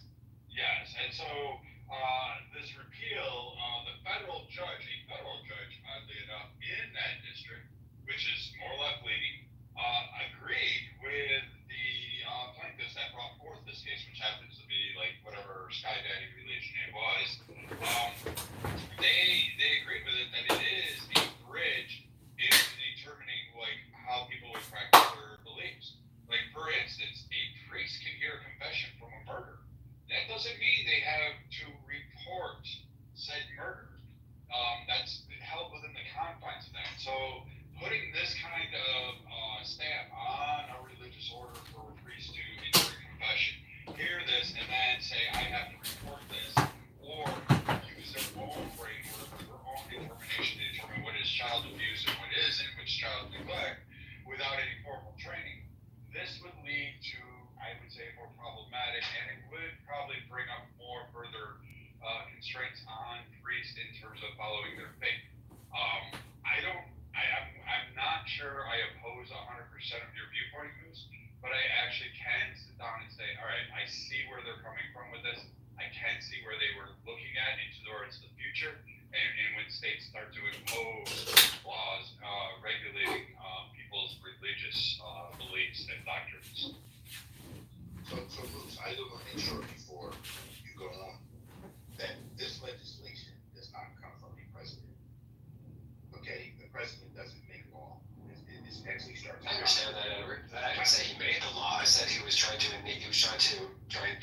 backing the church to block this law. No, of course, the president does not. That's Congress, correct? Yeah, but you put it out there.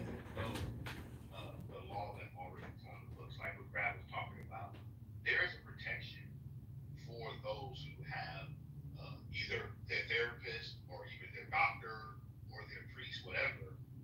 There is protected law already. So I don't think that, based on what you're saying, I just want to make sure I'm understanding that the president of the United States does not normally sit down and look at all these things. He has some cabinet people that's bringing him things. I don't think he's read up on this one based on what you said. I think a lot of times we get caught up in things and we make it as if though the individual, and I want to make sure everybody knows this, the president of the United States is not our leader. He's a leader of the free world. Each individual person is their own leader, hopefully. I think that we got to get back to personal responsibility. That's what I see it. it's just any attempt, and like I said, I acknowledge this was not federal, though. I guess I thought so because a federal judge was involved. But Moose, are you asking yourself why would Trump want to do this? Exactly. Like I don't have an answer. It's called anti-Trump propaganda. Duh. Why would the president put his name on this at all? Look at the news source and the journalists. Are you this daft and that stupid to know that all communication is spam? It's just fake news, stupid. It's clickbait. Just like all clown house room titles are clickbait generally. Okay, cool. So then what about all these stories around the world? And forget Trump, that has nothing to do with Trump, but actually, are all the stories around the world, like, do you think... All the stories around the world? Stand by. Do you think it's all fake news, that priest that molested... Welcome to the publishing industry. If you think sending Grant Cardone $99.95 to go to Grant Cardone University is going to make you money and not cost you money, you're part of the sucker group. And guess what, Moose? This is your great awakening and enlightening. MSNBC is fake news. CNN is fake news. Your Rolling Stones puts out fake news. It's called the publishing industry, stupid. It's called the publishing industry, stupid. Wake up before you get suckered into more scams and spams, and then come here and spread more fake news and more propaganda. Hold on. Shut up, American. Hold on. American, listen. Moose has ideas that I disagree with, just like I have ideas that he disagrees with. But the one thing I can vouch for Moose is that he doesn't argue in bad faith. He comes to these rooms to just, sometimes to just challenge the conviction that some of us have, and to speak what's on his mind. I think we need to create that place.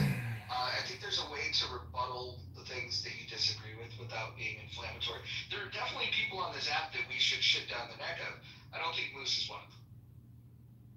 Well, that's fine, but I'm just saying the links that he put in the chat, to me, they're fake news. Now, if you want to deflect about pedophiles and Trump and the Catholic Church from the fact that we are borrowing and spending ourselves into a debt spiral oblivion, let's go back to that important topic instead of the bullshit fake news that you can't seem to let go and put in the chat. So thank you very little, Dr. Moose. Fake news that it's in Google, you can call everything fake, but there is some background to that story.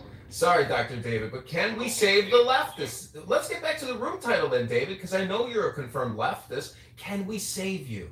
You know all about me. Wait a minute, hold on. Like, if you're not going to take the concerns of somebody else, and you're going to ask for control of economic principles or the foundation of the country, if you can't actually acknowledge that this is a concern that may be on his radar, and he may want clarity, and like he just conceded that he thought it was a federal, and it turns out it was actually a state law, and he agreed to that. And you don't take your time to actually talk with him and actually have that conversation, go through the nuances, and say whether you agree or disagree with this. You'll never win on an economic front. It cannot only be on economics. We've tried that for years, the conservatives. Guess what? Conservatives lost. Like, I'm going to tell you, I've lost. I'm like probably the last of a dying breed. I'm done. It is a new Republican. It is a new.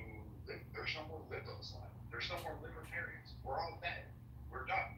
And you're not going to win the economic front by just screaming economic. You won't win. Just it's your main source. You have to address everything else. And Brad, I think that what you just said, that's why we're collapsing.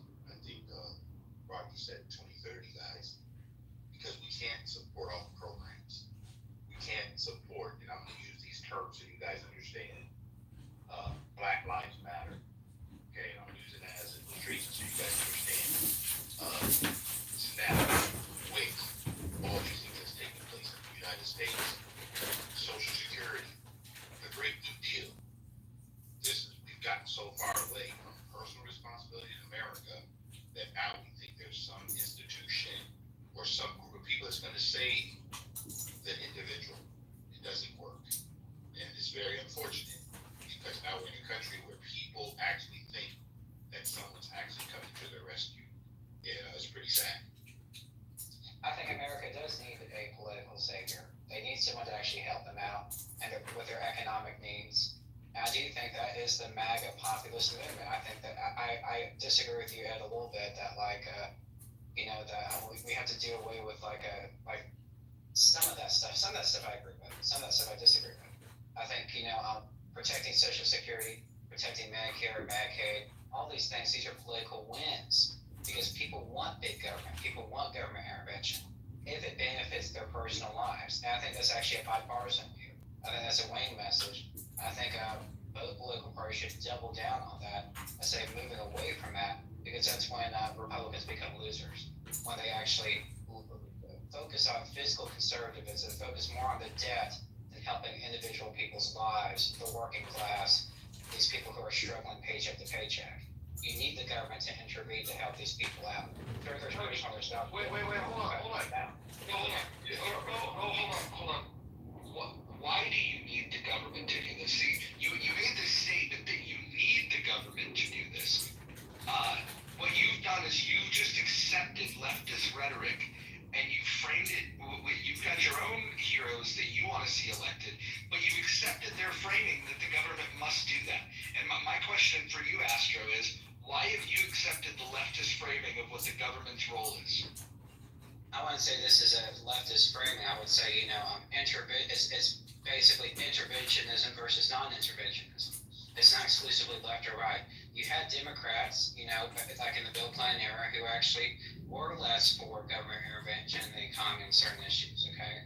And you have right-wingers like Josh Hawley and J.D. Vance who are for government intervention in the economy and certain issues, okay? And they're not leftists. They're right-wingers. No. They LARP as right-wingers, but they're not. The new Republican Party is not capitalist.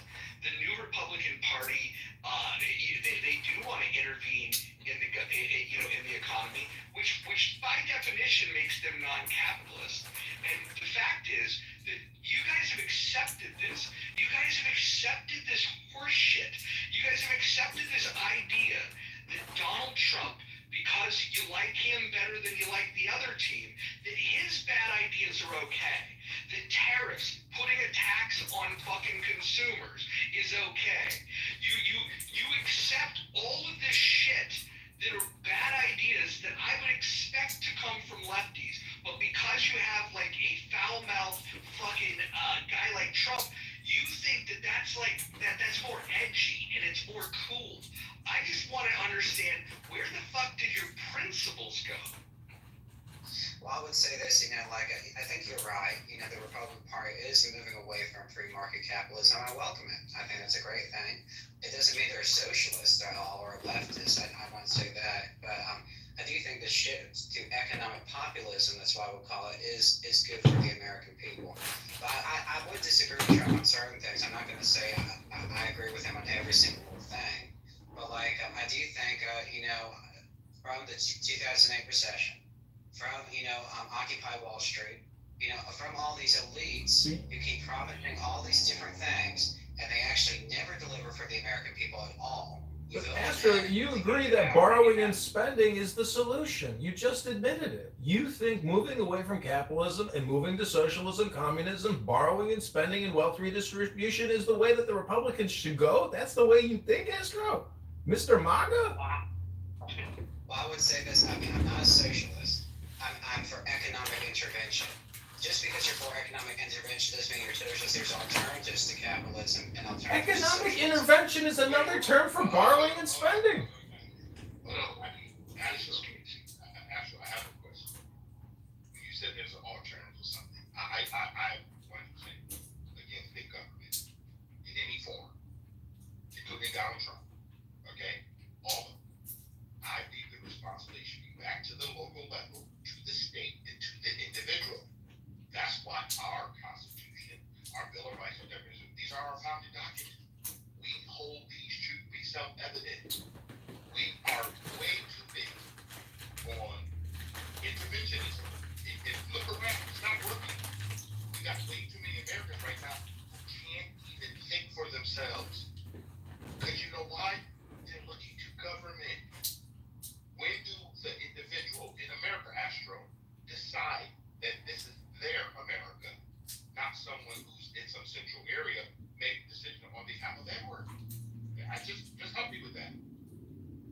would say that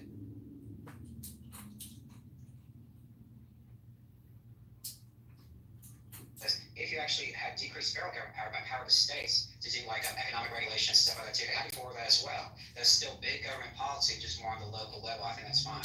But for the individual as a So you'd rather have the local government take over the business spectrum and have the government manage it all? Astro, shut the fuck up. Well, yeah, hold on. Astro, here's the fucking issue. Here's the issue. Like, who fucking needs fucking leftists if we've got righties like you? Like, this is crazy. Like, you're not a capitalist, right? And you think that having alternatives to capitalism is a good idea. You've ignored the fact that capitalism has a track record of pulling more people out of poverty than any other economic system, and you're like, yeah, fuck that, we'll try something new. And the thing that you want to try that you think is new are lefty ideas, but as long as they're advocated by Republicans, you're all for them. What the fuck do you actually stand for, Astro? Yeah, I would say this is that like, hey, the socialists would say, hey, the USSR became a global superpower under their economic system. I'm not going to sit here and say communism is a good thing, socialism is a good thing, just because there's small little benefits here and there for their economic system, okay? And I would say this, that like, I do have principles. Economic Solution, they were a mafia group that took over by murder and mayhem. They were terrorists. Economic nationalism is key. You don't actually get all your cultural values for the GDP for higher GDP. You don't actually decrease your sovereignty to give it to the mega corporation who doesn't care about your values, who doesn't care about your culture, who actually will sell you on a dime just to actually make a quick buck. That's what capitalism in the United States does already. That's one reason why like Ron DeSantis going after Disney, because these mega corporations that go against conservative values need to be corrected by the state. It's just the truth. Well, hold on. First of all, you don't possess conservative values. Let's be fucking clear on that. Secondly, this idea that fucking economic nationalism, if economic nationalism is your idea, then you're not fiscally conservative, period, point blank. Because you're not going to be able to keep, if you want to put regulations, if you want to put your hand on the scale of the market, you know what large corporations are going to do? They're going to give you the fucking finger and they're going to go elsewhere. This is why people that don't understand economics like yourself should shut the fuck up in these conversations. You should be doing more reading and more listening. The fact is, the only reason anybody ever comes up with these economic nationalism ideas is because in their fucking heart of hearts, they're just fucking racist. What you really think, this is what the heart of MAGA is? The heart of MAGA is that we want the country to be white again. And we don't give a shit if it's economically successful.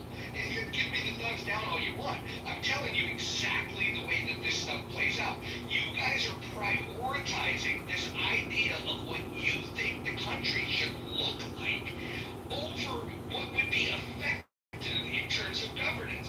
This is why you have these xenophobic views about immigration. Now, I would agree with Trump about illegal immigrants. You dumb motherfuckers don't want immigration of any fucking kind. I guarantee you that if we were to continue down this conversation, we're going to get to some Pat Buchanan, David Duke horse shit where you can laugh all you want. You probably like those guys. Well, why don't we pause right there? Asher, tell me your thoughts on David Duke and Pat Buchanan. I disagree with Duke. Pat Buchanan had some good ideas. I disagree with him on a lot of things too, but I think he's better than David Duke. Yeah. I bet you couldn't tell the difference between their policies. At the end of the day, look, if you're not a fucking capitalist, then you're not a fucking conservative. Because if there's anything wrong, well, no, it's true. It's true. And by the way, if you're going to be a fucking anti-capitalist, why not at least fucking go hang your fucking your coat with the fucking lefties? And like this thing that you're doing, that I honestly am starting to believe that the left's new tactic is to infiltrate the Republican Party, behave like leftists, and tell you that white capitalism is a bad fucking thing. This is fucking crazy. And I hope that the Republicans that are in this room, that are free market capitalists, can hear this horse shit and understand what this fucking guy is saying.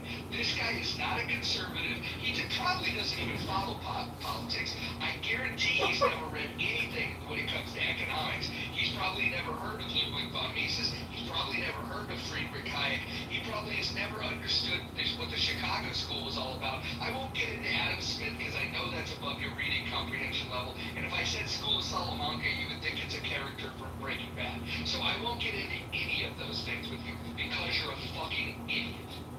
What Adam Smith? I'm gonna tell you right here, and if one more prominent voice in the conservative space has on this app for 5 fucking years, I'm having a hard time wrapping my head around somebody who literally has espoused where's Moose, I apologize for your ears, this is in no way any kind of offense, but literally has been a one Moose's side of the arguments on the political spectrum for 500 years. Like I have had arguments with Moose over these very principles that you're now espousing, and you're saying that you're coming from a conservative lens. I wouldn't pick that up with you myself. I won't. And Roger and I go toe to toe, and he'll yell at me at times, and it's fine. I respect him and I admire him more for it. But I mean, your economic principles are nowhere near what any conservative I've ever read, heard, or even had a discussion with believe. And how Astro is a mole or a Democrat shield in the guise of a Republican or MAGA, you can have. Okay, well, what I was going to say is that, like, I'm not a fiscal conservative, but guess what? The Republican Party is not a fiscally conservative party either. I mean, it's a big I've been saying that for fucking years. Let me respond to you, Bojo. It is a Big Tent party. It's not the Libertarian Party. If you want pure libertarian economic theory, there is party it's called the Libertarian Party. Go there, get 2% of the vote, and just and vote for them all the time. Okay, but here's the thing: the Republican Party is Big Tent. There's different groups of people with different ideologies within it, and I'm fine. Well, that's how we won. Stop there. You can say it's a big thing for me. I'll act this. Yeah, Trump has allowed literally everybody in. I would say though, you need to refrain from saying you're conservative because that principle does not apply at all. Not even close. Not even on you may have one issue that crosses over so far. Maybe. I don't think you've actually stated an issue that conservatives would follow or believe. But I don't know. Like we haven't finished yet. Roger's going to tear you up a bit now. I would say stay in, but he's going to tear you up. Astro, do you even know what's in your PTR? No more endless wars. Do you realize your economic policy is what guarantees endless wars? You low IQ nitwit. I would say no. It's ultimately the profit motive, actually selling all these weapons to all these different countries. That does actually ensure. Oh, now we found it. Economic nationalism because you hate the Jews. Go ahead. Well, I do think we should reorient our alliance with Israel. I do, but I won't say I hate the Jews. There you go. So Astro, that didn't take long. No, it's an Astro. This is how I knew that he was down with David Duke. Wait, I want to entertain this a bit. Like, what do you mean you value our alliance with Israel? They're not good partners. I mean, they've had, the international ire of every single country known to man. They've actually gotten our bases in the Middle East bombed because they keep doing hostile aggression against Iran. I mean, they're not good allies. Wait a minute. Hold on. You're going to shut the fuck up. How about that? No, you're going to shut the fuck up. No, you can't. Respectfully, no, you can't. Listen, you said it all right now. You said that their aggression against Iran, they're being attacked on multiple fronts from terrorist groups that are sponsored by the IRGC. And your response is that we should realign our foreign policy because that Israel is the problem. This is how we know how problematic you are. So you want economic nationalism, but you also would be more sympathetic to the IRGC, which is a country of religious fundamentalists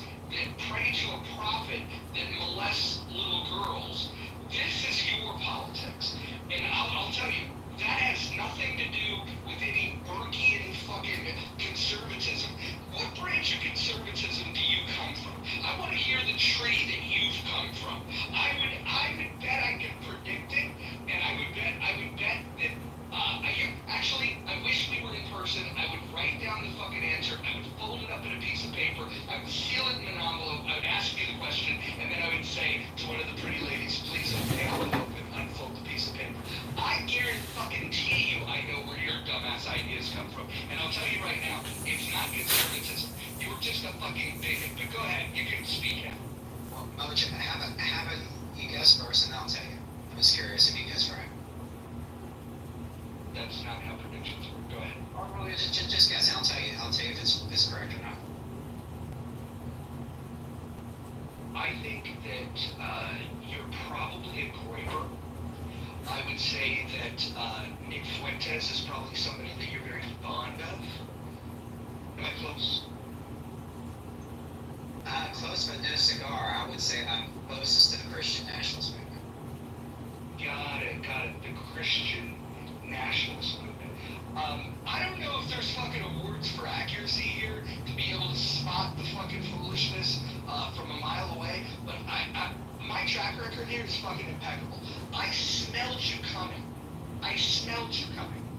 For fuck's sake.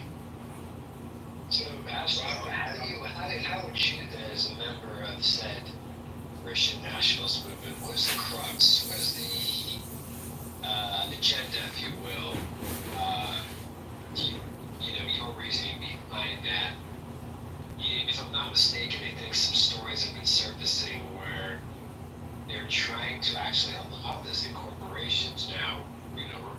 Allow religion with a bigger hint, with a bigger bias towards what your identity, your Christian nationalist movement. What's that movement mean to you? I mean, I think it's the perfect balance on social issues and economic issues. The social issues are king, and economic issues also reflect biblical teaching, which means It's democratic as far as ethnicity breakdown, roughly. So you mean going into a death spiral? Going into a death spiral reflects Christian values? Well, I would say this, simping for Disney and for Amazon, for Walmart, that exploit these people, that promote LGBTQ ideology, that promote abortion, that promote all these things. I'm sorry, I'm not going to actually simp for these mega corporations. Sorry, go ahead. But I would go back. Let me go back to what you said, basically. My personal opinion, it's all about ideology. It's not about ethnicity. That's just my personal opinion. I don't think. I'm not like these race realists, these racists, these white nationalists, or white supremacists like the Groypers. That's where I would disagree with them on. They focus too much on race. Argue that those people that you just said you're not a part of, they make up a significant portion of said population of this Christian national movement, or at least in the guise and facade of calling themselves that. No. I would say that they're a separate movement altogether. I think the Groypers are. A lot of times they focus more on race than they do religion. Religion's more of an afterthought. It's more about saving the white race and stuff. And most of the Christian nationalists I've seen, they're not really ethnic centric. Maybe they're actually stricter on immigration policy, but that doesn't make you racist or anything. But our brothers at the cookout at these meetings, or would you say that most meetings that you went to are white mostly? I would say the closest thing to me is Christian. I don't even like the term Christian nationalism, but it's the closest thing to my political group. But there's people who agree with me who are ethnic minorities. I know one guy. He's Jewish. He's Hispanic. He's married to a black woman. He agrees with me. He agrees with me. Again, but my question though is, would you say predominantly it consists of white people identifying as white Caucasian? Americans?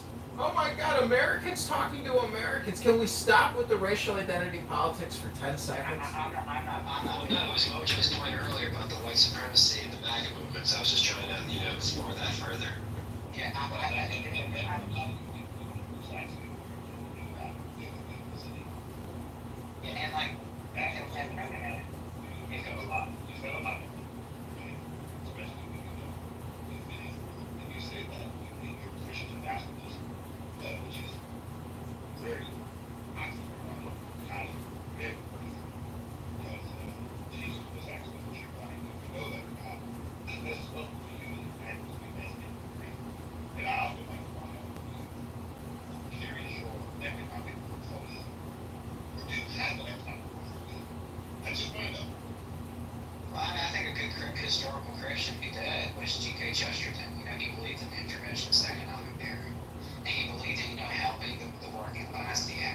He believed in borrowing and spending in fiat currency? G.K. Chesterton? Wow. Where in G.K. Chesterton did you read that?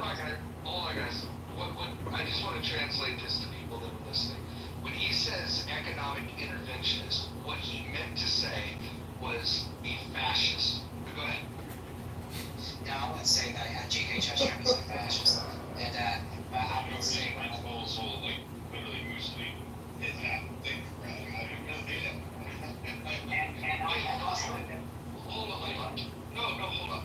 I'm gonna give you a chance to respond, believe me. And I needed to take a few deep breaths while I was on mute, calm myself down. Look, the foolishness from the left is enough for me to do it.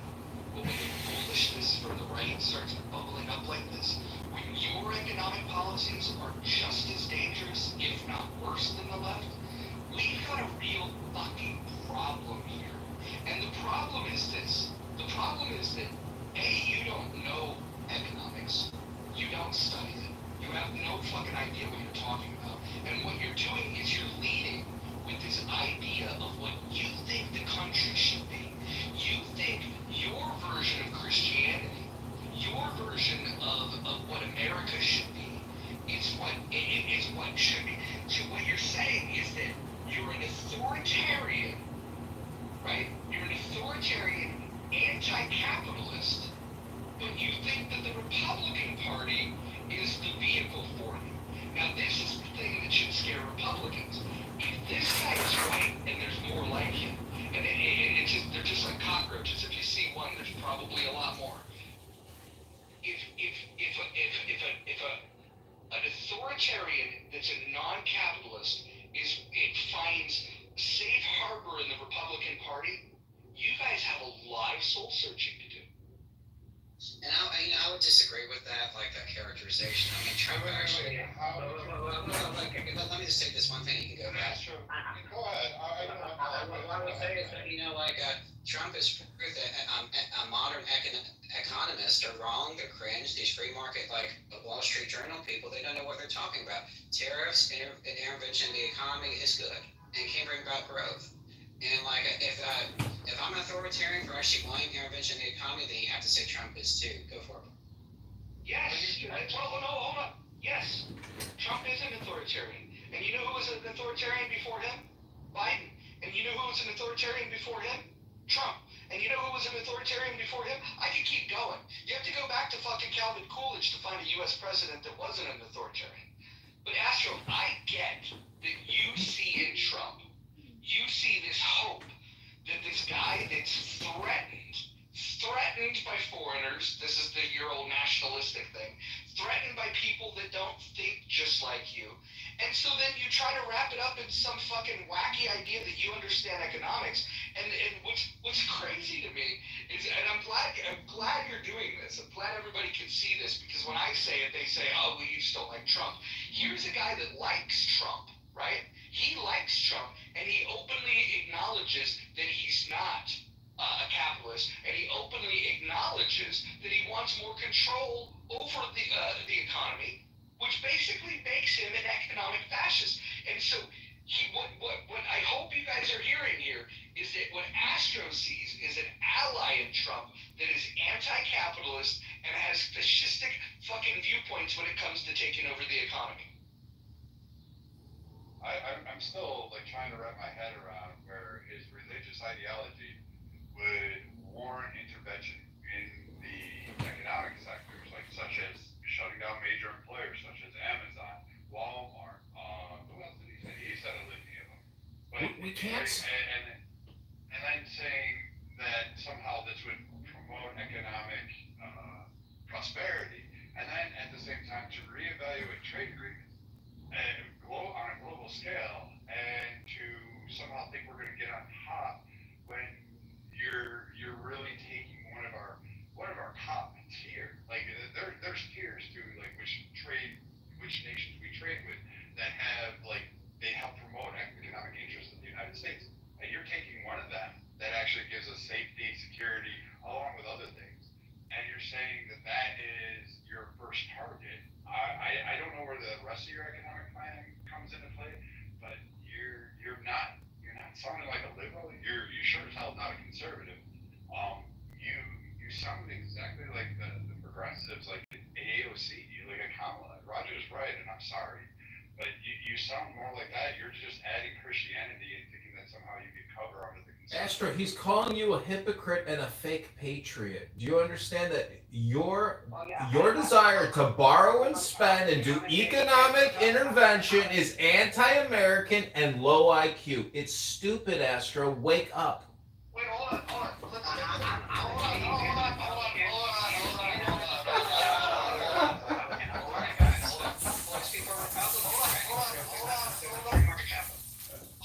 I know you're not a free market capitalist, and neither is Trump, and I'm glad you're bringing this up. I'm glad you're bringing this up. Shut the fuck up. I'm gonna ask you a question, retard. Here's the question. In your economic nationalism, where are you gonna get rubber from?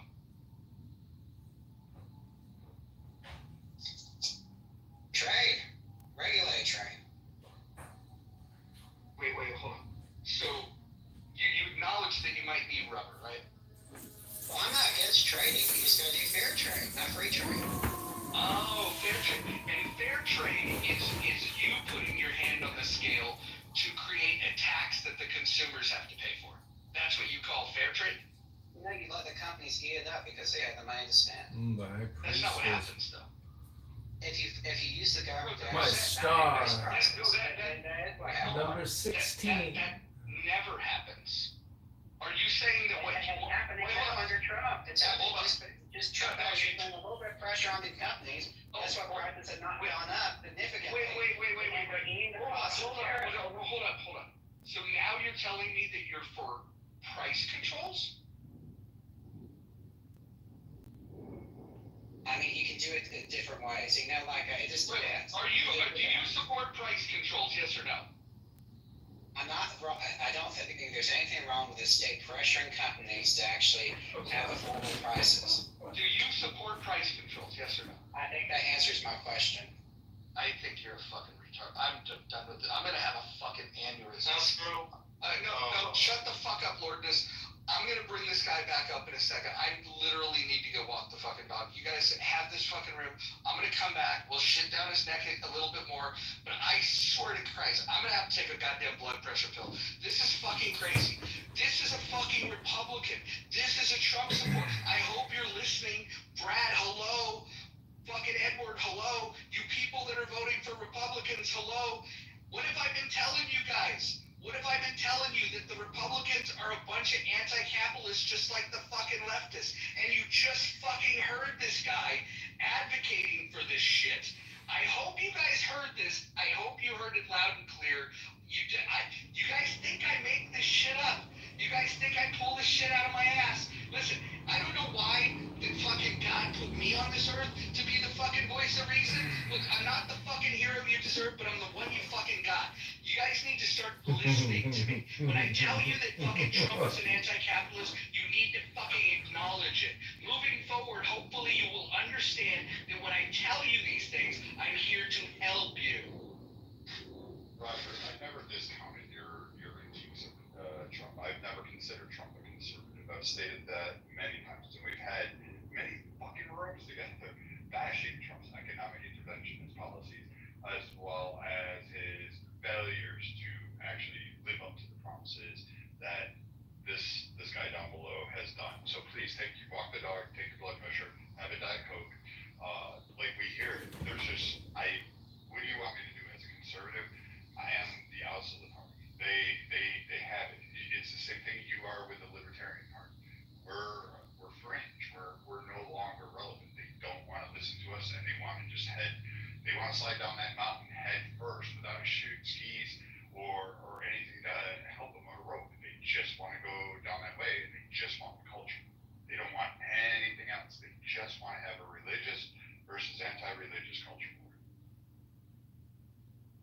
This country has become the Soviet Union of America, not the United States of America anymore. We can't just keep borrowing and spending. Economic intervention doesn't work. It's anti-American, it's low IQ, it's stupid. It's just kicking the can down the road. Wake the fuck up. Economic intervention gave us 3% growth.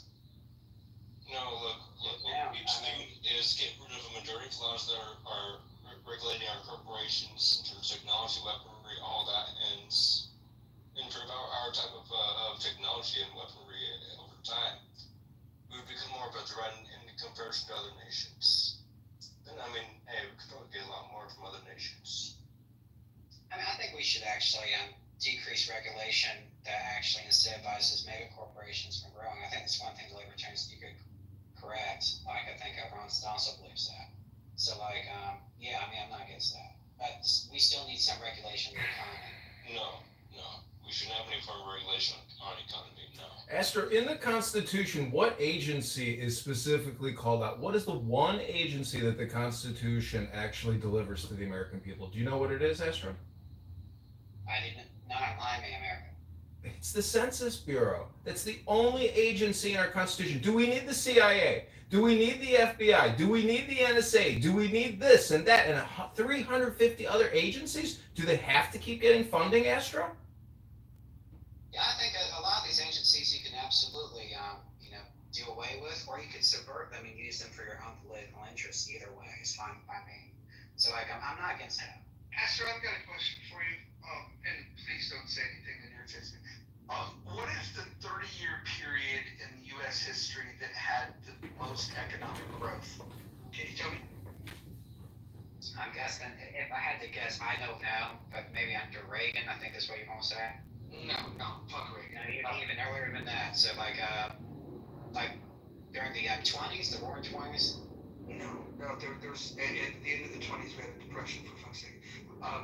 Well, I know that's what I was thinking. Oh, maybe that's when they had a massive crash, but go for it. Yeah, I'll tell you. Zayn, why are you speaking while I'm speaking? I'm moving you down, I'll move you back up, learn some fucking manners. So, the 30-year period of the most economic growth in this country was from 1870 to 1900. And do you know what led to that prosperous time? Any idea? Explain away. Deregulation. I rest my case. And then you had the Gilded Age, and you had massive backlash against that from the workers. You had and also the rise of socialism in the United States as well. Yes, no, you're right. Let me talk about this. So we had a 30-year period where economic expansion was the shit, and then this country got poisoned by a bunch of fucking leftist shit fucking tards, and they come in and they unwind all this stuff, and they start getting romanced by these fucking leftists in Europe, and they decided to start moving in the direction that you want to move, where you want to control the economy. And then look at this. You go from the most economic growth from 1870 to 1900, and by 1929 there's a goddamn collapse. And the worst economic time comes for the between then and then the end of the World War II. And then by the end of World War II, then we were prosperous again. So I want to just explain something to you. We have a track record in this country. We can see we have a long history, 249 years. We can look at the history and we can see the economic prosperity under controlling the economy, and we can look at the economic prosperity when you let the economy go. The most production that we've ever done was in the least regulated time. And what you're calling for is not an easing of restrictions. And actually, I want to eliminate almost all regulations. You don't even want to ease them. You want to go the other direction. You want to take your fucking fascist fist, put it on the goddamn scale, and you want to put it down. All you have to do is read fucking history. Your ideas have been tried and they fucking failed. They've been tried multiple times and they failed multiple times. This is the funny thing, though. For those of you listening, he's not a Democrat. These wacky ideas, he believes he can achieve these goals through Donald Trump. This is a guy that does not believe in free market capitalism, and he wants to push these ideas through the Republican Party under Donald Trump. You guys need to get your shit together. Clean your fucking backyard, guys. Yeah, what I would say to that is that, if FDR, if Teddy Roosevelt and all these other people who were more economically liberal didn't do what they did, the socialists would have gone in power. They would have revolted against the United States in the early 1930s, and we wouldn't have our way of life at all. So sometimes appeasing the populace even at the expense of economic development, is a good thing, especially if it means, helping average individual people's lives, okay? The GDP is not supreme. Wall Street is not supreme, okay? And ultimately what actually is supreme is the average American. That is the way to go. Now, I think most people will agree with that, but we just have different ways of actually achieving that. I think Mojo would say it's deregulation. I would say it is more economic interventionism. That means stimulus checks. Give me my $1,000 rebate. There you go. There you go. This guy's That's what I'm saying. And that's how you. I'm not moving the tree right back down. You guys can bring him back up if you want to fucking have a say. Look, this guy's not a fucking Republican. He's not a conservative. He's not a capitalist. He's none of those things. That is a fucking leftist. Okay? That is a leftist. And what he's doing is he's trying to get his ideas passed because he doesn't think that the Democrat Party, because they're out of power, can get any of these ideas done. You guys have let this guy into your fucking camp. I can't believe it. Why do I have to be the one to police this shit? Can I please have a real fucking conservative stand up and say, Donald Trump's a fucking idiot, that fucking guy that supports Donald Trump's policies is a fucking idiot, tariffs are a fucking tax on consumers, and stand up. Where the fuck are the capitalists in this fucking room? If there is a single capitalist outside of me in this room, please fucking speak now. Well, the owners of this stupid app aren't capitalists. Where's the ads in this fucking room? Where's the rev share? They got their payout already, I guess a couple $100 million, and they're just going to sit there and do nothing with it. But, it's opportunities like this to identify the problem, which is former speakers who believe in borrowing and spending infinitely to grow the economy, to get us out of debt. The problem is Medicare, Medicaid, Social Security, the NDAA, $1 trillion for defense, and $1 trillion on the interest payments. It is unsustainable. It's a death spiral. In my opinion, everything else is political. Maybe even the debt is political because it's all fucking fiat. So, like Mojo said, either we break it or we fix it. Or I think the third option would be we do nothing and we just continue to spend at, a $2 trillion a year deficit, and we fuck the rest of the world who has invested in our fucking Ponzi scheme.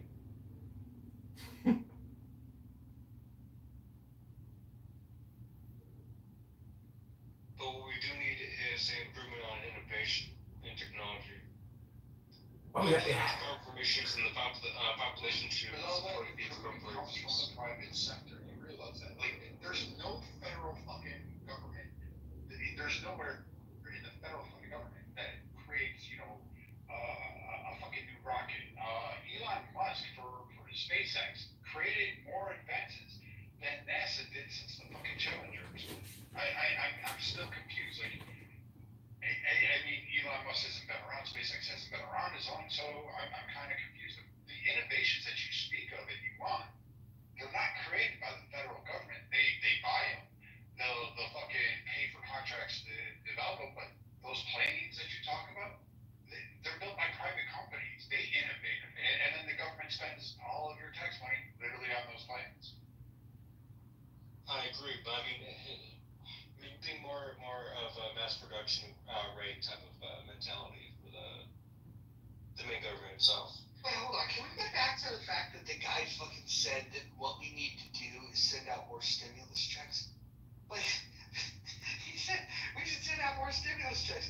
And then I'm sure you guys have voted for Trump or just like, oh, that's nonsense. That sounds like something Democrats would do. Well, I don't know if you guys remember. That motherfucking Trump, he was spending like a drunk fucking liberal. That guy was giving out stimulus checks. This guy just wants more. This is what I honestly think. I think that the stimulus check that dude got is probably the fucking biggest check he's ever been handed in his fucking life. And he's like, fuck, Donald Trump fucking cut me a nice little check. Hopefully he'll cut me some more. And I just gotta say, you fucking Republicans, man, you better do better. If in 2028 you don't fucking get a capitalist in here, we're all fucked.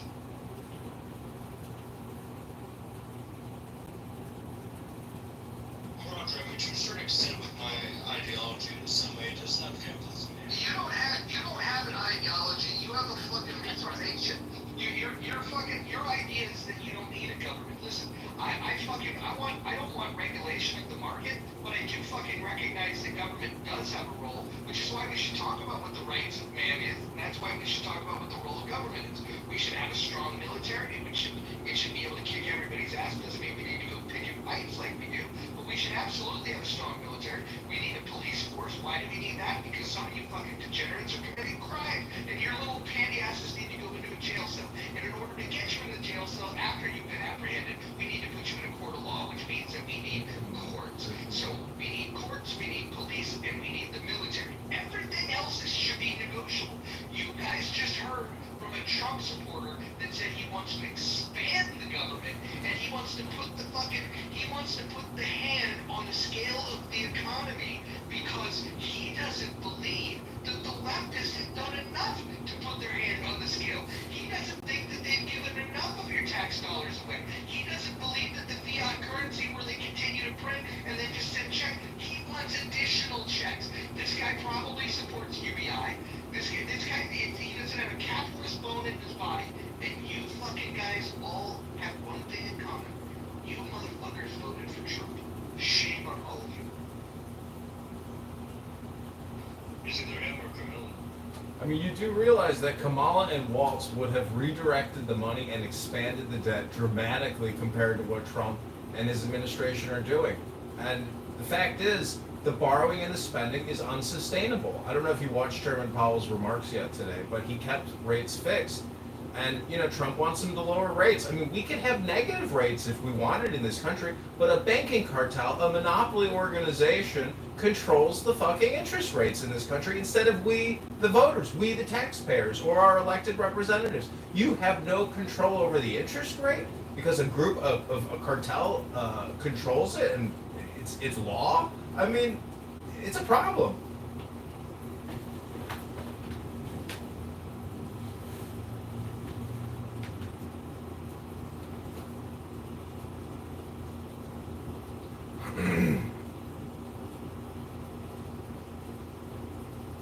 Yes, I'll take the blame on her.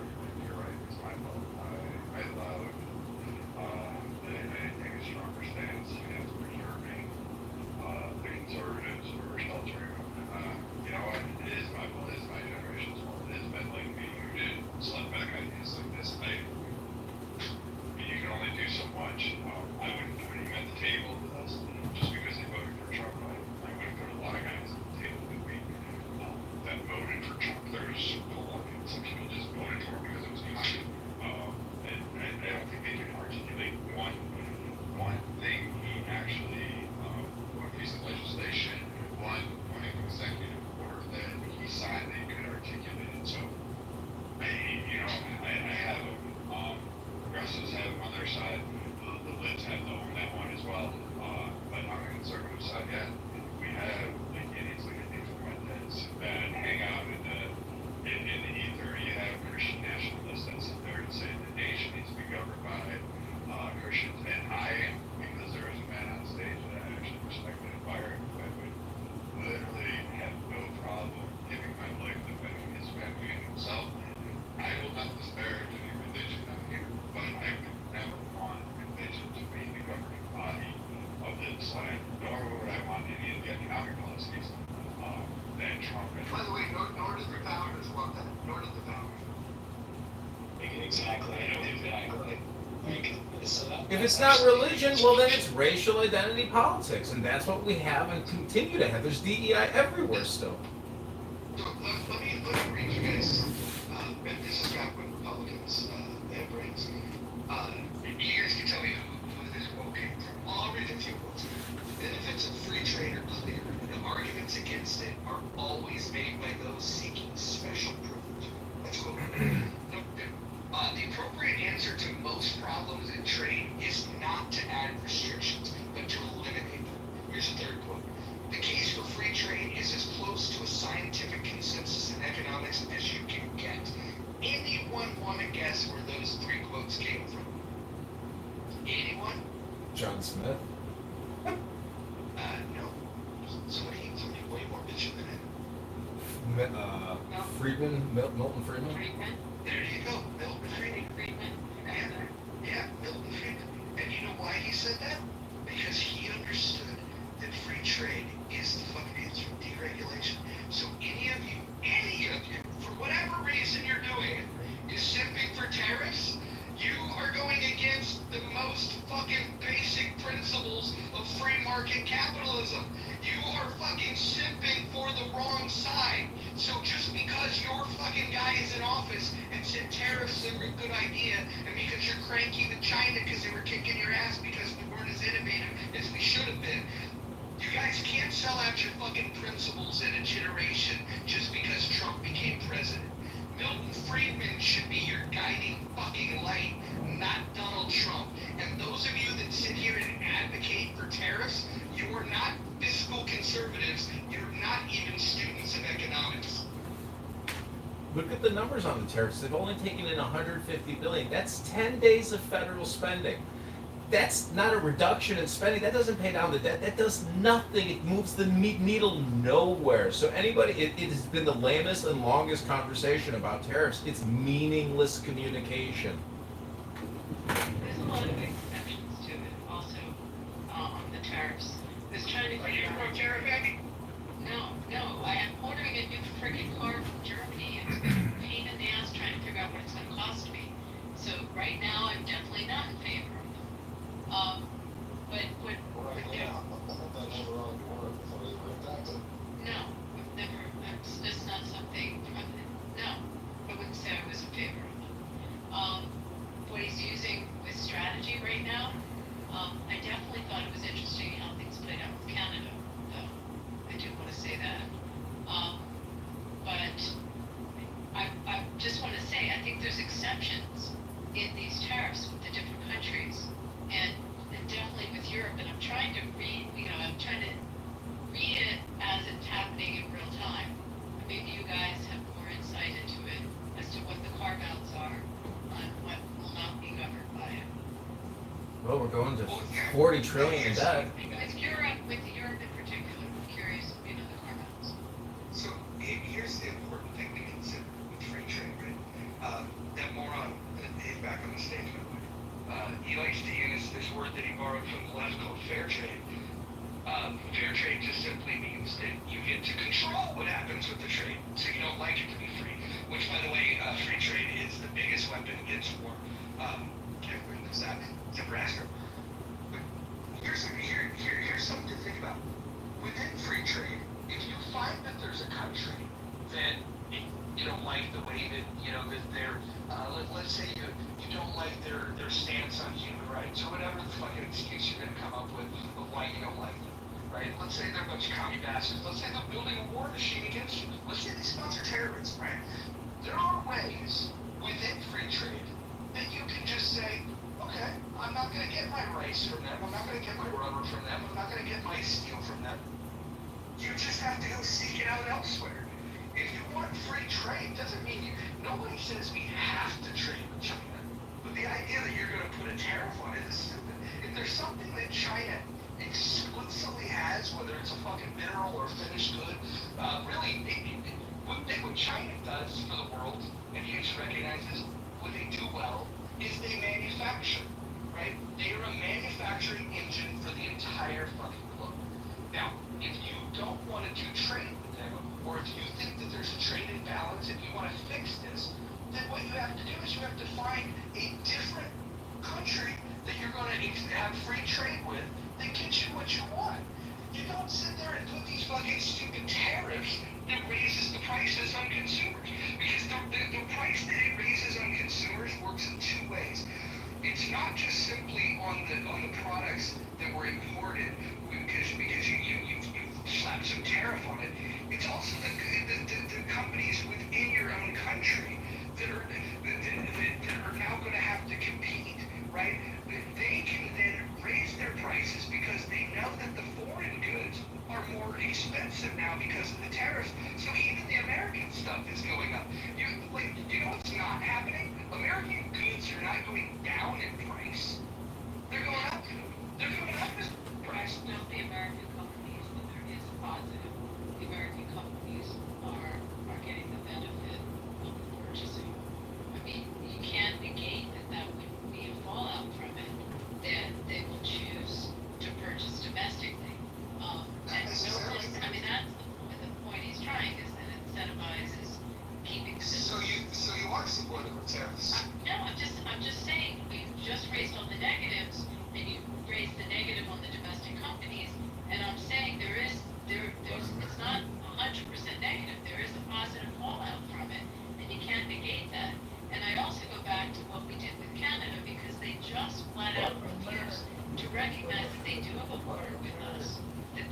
was that just like Mexico, we had a fentanyl issue coming from the northern border as well. We had other issues, border-related issues with them. Watch list people were coming in, they weren't taking it seriously, and he did put pressure on them. And I wonder if you see it any differently with a bordering nation than with a nation on the other side of the Pacific. Not at all. I'm a free trade zealot. And the reason for that is that if you think about this realistically, just hear me out. If you're going to have a tariff to protect your industry, think about what that means. That means and this is what Astro wants. He wants the government to step in to protect industry. The only industries that need protection are those that are not efficient, where there's competition that is beating them. So you want to protect the company that is willing to innovate to a degree that you would choose them at a higher price, or it's going to be somebody else has manufactured something better. It's either better or cheaper, right? And so the only thing tariffs protect, the only industry that tariffs protect, are those that are inefficient. If you have an efficient industry here, they don't need any protection. And this economic protectionism is just fucking crazy. It's unnecessary. What we should do is we should take the burden off of these companies. We should lower their taxes. We should deregulate them so they can spend more money becoming more efficient, innovating more, and releasing more products, and being able to get the price down because of economy of scale. Like increasing their manufacturing capabilities. The way that you can do that is by deregulating the market and to tax them less. But instead of that, what Astor wants to do is he wants to put more regulations on them. It's just fucking crazy. That's not. You're worse than a leftist, you fucking respect you. You're putting words in my mouth for half the things I didn't argue for. I already said John Stossel's right. Over-regulation sometimes produces these mega corporations. I mean, you have to deregulate in some instances, and you have to regulate in more instances, okay? I'm not against deregulation entirely, okay? So stop saying that. That's not my position. Another thing is, too, like, are you okay with foreign companies having a dominant, like, a market share in America? Like, if you had that, they were Yes, I am. And I'll tell you why. Hold on. You asked me a question, I'm gonna answer. Yes, I am. Because what I want is I want Americans to step up to the fucking challenge. I want us to make the best fucking products on planet fucking Earth, so nobody else would want to buy something unless they literally couldn't afford it. I want us to fucking step this shit up. I want the regulation to go away. I want us to be the leader in innovation. What you're saying is anti-innovation. What you're supporting here would take us to the fucking Stone Ages. I just don't get it. It drives. You shut your fucking mouth, you fucking leftist, larping as a fucking right winger. This is fucking ridiculous. Fuck yourself, you little fucking whore. Guys, he was right about that. But here's the thing, if these corporations become dominant in the United States, are owned by China, owned by some other foreign nation, whether it be Russia or North Korea, whatever hypothetical adversary, guess what? They can actually use their political influence in the United States and actually instead they can use. Astro, where'd you study political science? Astro, where'd you study political science? I didn't get a political science degree because it's a fluff degree. I'm sorry that you. Hold on. Look, I'm not hold on. I'm not a credentialist. I'm just asking where you got that degree. You acknowledge you didn't have. I didn't go to fucking school either. But I did read quite a bit. It's kind of obvious that that's something you should try. Where did you study economics? The internet. You studied economics on the internet, and who's the economist that you go to? Who's your go-to for economic thing? Good question, because a lot of different thinkers out there. I mean, Name name one. I thought it was catching. I did earlier. I said G.K. Chesterton. He's pretty influential inside. And he was good. He was good back in the early 20th century. Did he win a Nobel Prize? I mean, if he did or didn't, I mean, it don't matter. The Nobel Peace Prize is I didn't say the Peace Prize. I said a Nobel Prize in economics. I mean, no. Does that mean anything? I mean, you said you're not for the credential class. I mean, Well, I'm trying to figure out, because what you're saying, first of all, is not rooted in any economic school. The communists would disagree with you. Shut the fuck up. The communists would disagree with you. The capitalists would disagree with you. The only people that agree with you, is Nick Fuentes and the Groupers. no, I stand with President Trump's, interventionist economic theory. I stand with him on that. I think he's done a great job with it. He's proved that the free market capitalists are wrong. Modern economists are wrong. And guess what? America's prospering so far in his second term. I think he's actually has been massively successful. You think Trump is a brilliant economist? He's a great politician. That's why I would say. You just said you agree with His economic plan has been solid. Right. But it's not just him who's in charge of it. He has a good team with him, like Scott Bassett. He's good. You think tariffs have actually been good? You think tariffs have actually made the voters happier? Yes. So far, more. The voter opinion on the economy has gone up since Trump got. Hold on. No, well, that's not hard to do. You had a fucking guy that tanked the economy. We were $37 trillion in debt. I want to go around the room. I want to go around the room to everyone not named Astro, and I want to ask you a question. Brad, I'll start with you. Do you support tariffs? No. Nye, do you support tariffs? I didn't hear that. No. Akima, do you support tariffs? Edward, do you support tariffs? Yes. Jesus Christ, I love you too much, sorry. Serendipity, do you support tariffs? You gotta know why though. Hold on. Serendipity, do you support tariffs? No. Abby, do you support tariffs? No. Shirley, do you support tariffs? I don't have an opinion about this. I do know that I don't know enough. And anybody, you should cut a check. We all should get cut a check. Needs not to. Alright, hold You on. don't need to have a conversation. Shirley, love you pieces, but I'm doing a roll call here, so I've got it right now. I've got, let's see, 1, 2, 3, 4, 5 nays and 1 yay. Time on, do you support tariffs? Yeah, I don't know enough about it, Russ, and you know what I know about, so let's pass right now. Yeah, time out knows about love. If you guys want to get filled up with love, talk to Time Out. JB, do you support tariffs? No. But I have to say, this might be interesting. Miss Shirley, respectfully, Roger cheated on you last night. That's why Oh shit, I got caught. I love y'all. 6 to 1. Okay, Lourdes, I know the answer to this. Do you support tariffs? 50-50. I guess I did feel one fucking retard. Moose, what about you? No. Okay, so we had 7 nays, and I'll count Lourdes. We had 50-50 as a yay. So 7 to 2, and the majority of this room is Republican. So Astro, what were you saying about support for tariffs?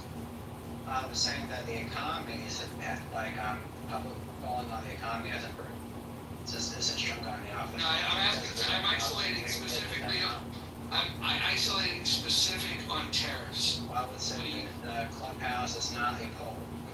It's not like a real poll. We've established Very open about this. To say that, like a clubhouse has niche politics, including myself, including you guys. I mean, this is not a good representation of the whole United States. Just play along. Wait a minute. I operate within the RNC. I've talked to people. I've had sit-down meetings with them. I've had candidates ask around, like Gerard himself, my best friend. Well, second only to KK because I'm terrified of KK. But my best You got a crush on her, homie. Come on. no, but she's, but I mean, like, KK herself, she operates in these arenas. Like, no, like, that's not niche. Abby, wait, where's Abby? There's fucking Abby. Abby is it rubs shoulders with some of the political elite class, the shakers and movers, and people that actually put people into office. So, I mean, She hasn't lost her shoulders in years because of that.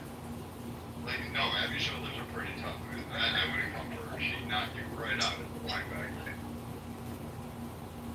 And I would say that like, the RNC and party platform is pro-terror.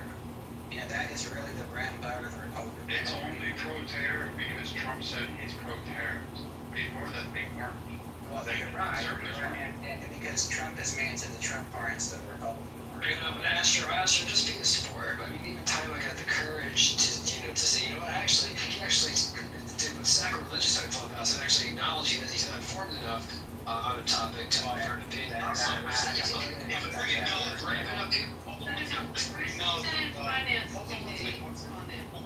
pretty knowledgeable about negotiation because I've done that throughout my career.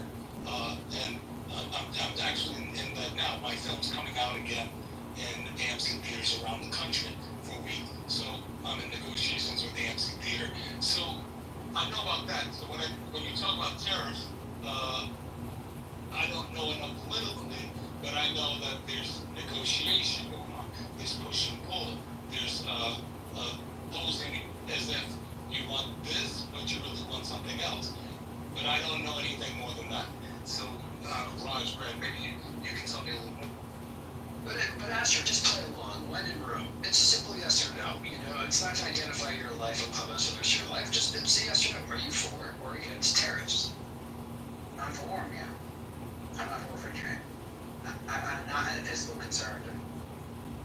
I'm for them because they protect a lot of the American revenue growth, jobs growth, all different areas that we currently have been taken advantage of in a lot of areas. It's very unfortunate, guys, before 1913, the way we actually got revenue in the United States for the federal income tax, they started taxing Americans. It was through tariffs. So one of the reasons why I personally believe in them is because in 195 countries right now that we actually, they've been tariffing us for international trade, back and forth. These are the kind of things I talk about, not just what's happened in the last, 7 months. Because most people, Roger, they weren't even involved in tariffs at all. You know that. Most Americans didn't know that was happening. Our farmers, our industry, including right now, because I'm a deaf care guy, I'm probably the most penalized person on here because I get castings from other countries. So these are. So Edward, I wanna read to you what Milton Friedman says about tariffs in regards to what you just said about jobs. And it's balanced, it's honest, and it's rooted in reality. So the tariffs, this according to Milton Friedman, tariffs may have some jobs, they may save some jobs, but they destroy others, especially in export industries. And his other comment is the economy adjusts naturally when labor moves to more productive sectors. So Milton Friedman will acknowledge that there are certain sectors that where jobs could get created. There are certain sectors that may benefit from the fixing of the economy, quote unquote. The problem that it creates is that any of the companies that rely on exports, the obvious retaliation is going to be tariffs placed on those products, and it's going to impact the sales that are abroad. And so these are the things that people need to think about. And maybe there's a particular industry that you're simping for. Maybe Astros does have a job, and maybe he's in one of the few industries that benefits from this. But overall, for the economy, Milton Friedman, who I think we would all agree, knows more about economics than any of us. And Roger, I don't disagree with you, but let me respond to Roger. But I just put in the chat one thing, Brad.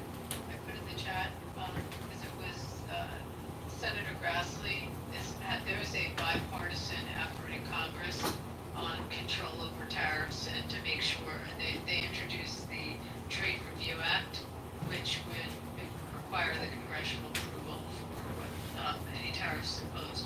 So I think you can also, the argument on how the Republicans line up with this, I'd also look at some of these bipartisan efforts coming out of subcommittees and from Finance Committee in Congress, in Senate, and probably in the House as well. That's a fair point. I'll say real quickly. Sorry, Shirley, but I'll go real quick. I think Edward was actually trying to respond to. That's actually a fair point, Abby. Like, is it the tariffs, that's so much troubling, or is it the how it's executed? Really the form of one man having that power versus bipartisan congressional approval. So we agreeing again? This is getting crazy. This is weird. It's a full moon, Abby. It's a full moon. It's just started to become a conservative moves this shit thing. No, this has been happening to the two of us. It's getting a little weird. So, going on what you both just said, and Roger, I agree. That's the nuances of tariffs, okay? The challenge that we all have is because for me, it's above my political and economic pay grade, because I'm just a small business owner in America, but I'm affected by it, okay? The challenge that we all have is the fact that the leaders, and Roger, you said this earlier, don't have enough courage to protect American industry. We have been ripped off for years because countries have done a disservice to America, and most of our political leaders did not understand economics because they're political hacks. They're not economists. This is a problem. And Roger, I know you know this. Whenever America touches their money, and I land there. Okay, so I agree with everything Edward just said. See, here is my question. Is he not doing this because there's an imbalance of trade? We buy everything from them, they buy nothing from us. And oh, by the way, they have slave labor, in some of these countries. That's how poorly they pay. You can't compete against that. So I might. And not just for that, because he's for complete deregulation of the economy. That's what he would say. Like, we have to be more like these countries than to be more competitive with them. And that means, you have the 12-hour workdays. That means you actually barely have any vacation time. That means you have to let the free market go to its own devices. I say there needs to be balance. You don't have to have communism, but you don't have to have unregulated capitalism. This is the reason why we continue to utilize the industry and our quality of life. Spoken like a true Democrat. And look, I want to talk about the idea of what is the American way when it comes to economics, and I think it's important, especially for people that LARP as Trump supporters and probably think that the founders were, the bee's knees. It's important to think about the conflict that even created this country.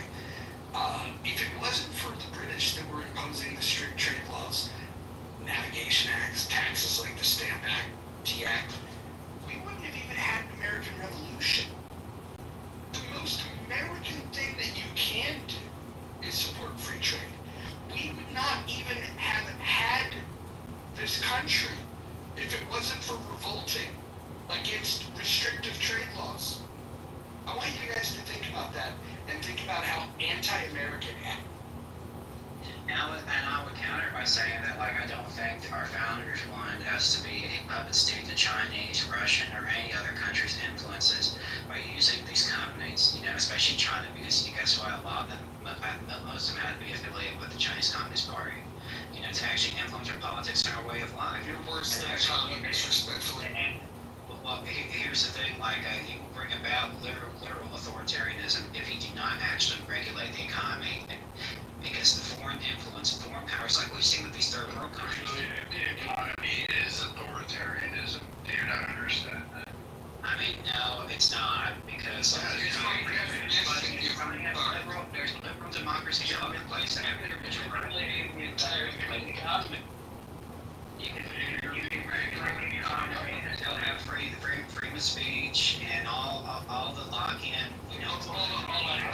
Let me ask a question to the people that have been in the Republican Party longer than this fucking twerp. Do you guys think that it's a good development that you have somebody that voted for Trump and identifies with policies where he says that you need to control the economy? The government needs to control the economy. This is a Republican. This is a guy that supports the Trump takeover. Now I get it. Fucking Kamala Harris, Washington's fucking greens in the bathtub. Not a very good fucking alternative. I wouldn't have voted for her either. I get it. The times are tough. But if you hold your nose and you vote for Trump, what you don't fucking do is follow this motherfucker to the gates of hell with these idiotic fucking ideas. I want to hear from the Republicans not named Astro what you guys think when you hear Republicans saying what you need to do to save the economy is institute more regulations. Please walk me through your thoughts on that. Anyone not named Astro. You guys don't count. But I mean, like, I don't know where to say that this is, this is the Republican Party today. It's not conservative. Like, we've had this argument for 4 fucking years. We've had this battle. You don't have conservative approaches. You don't even have, these people went beyond Reaganomics. Like, they're bypassed. They skipped the off-ramp and they took the fucking 6-lane highway. God knows where, maybe it's like right next to the bullet train in California. I don't know what to tell you. I don't have the answer you're looking for. We knew about these guys. You met some of them on here. In fact, there was a mock trial for me that you had to defend me in because they were like, Brad's a conservative. He agrees with these Christian nationalists, Grover, Fuentes, fucking people. And I didn't. I honestly didn't. Like, literally, there was a fucking, I don't know, a few hundred people that were coming from my head saying how horrible I was. Crazy, Brad. It was crazy. I remember. But it was Roger who had to, go up in there and say, hold on a moment. Brad's never argued for these things. Brad's never wanted these. But I don't know what to tell people. Like, these economic theories that are being espoused, you're going to pay more. You should actually, if you want to go Astro, you should ask Edward why. Here's a case in point. Why don't you ask some simple questions of Edward? He's an honest man. He's a good man. He's a much better man than me. I will never be equal to Edward. I could never do that. He is a much better man than me. He actually makes me wish I was a better man. But I can tell you this, ask him directly, why does he have to buy his supplies from China? Why is he forced to go overseas to find them? Go ahead and try actually learning something about how the regulations that you're espousing are actually driving away American products and American-made products and taking away opportunities for Americans because you want to regulate the economy in such a way that it fucking strangles everybody at home and they don't even have an opportunity to actually generate wealth worldwide, let alone domestically. Yeah, I would say that, no, I don't believe that type of regulation. I think that's the regulation that we actually kind of have today in a lot of ways. We live in a autocracy where mega corporations and the 1%ers basically have an extreme power. And I'll ask Edward in a second, but I do want to respond to what you said, Brad. Is that and what I would say is that you have smart regulation. I'm for deregulating when it matters, when it's smart, when it makes sense. But this libertarian idea that a lot of you guys are saying, I don't know if you're a libertarian or not, I know Mojo is, that we have no regulation whatsoever. We completely give it up to the market to actually, self-regulate. That's a dirty word in my opinion. I don't think that works in practice. I don't think that's good for the American people. I don't think it's in it, and I don't think it's good for the nation. And Gerald, okay, we're on it. Okay, so I have a quick question for you, Astro. So you mentioned you don't have a degree in economics. That's cool. Yeah. What books have you read on economics? Well, I mean, I've read the Communist Manifesto. I've read the classics. That you read in college. Like. You said Communist Manifesto as your first book on economics. Well, that's not my first book, but But that's the first one that popped in your head, and it was the first one out of your mouth. So Roger is 100% right. I mean, Right's a man. I mean, there's a lot. There's a lot of the classic political theory. Every fucking time. Please stop just making Roger right, and then I have to get the verbal assault and the ass whooping that I really don't deserve on a fucking Tuesday. Well, I would disagree. I'm not a socialist. I reject. I'm not a Mandami supporter.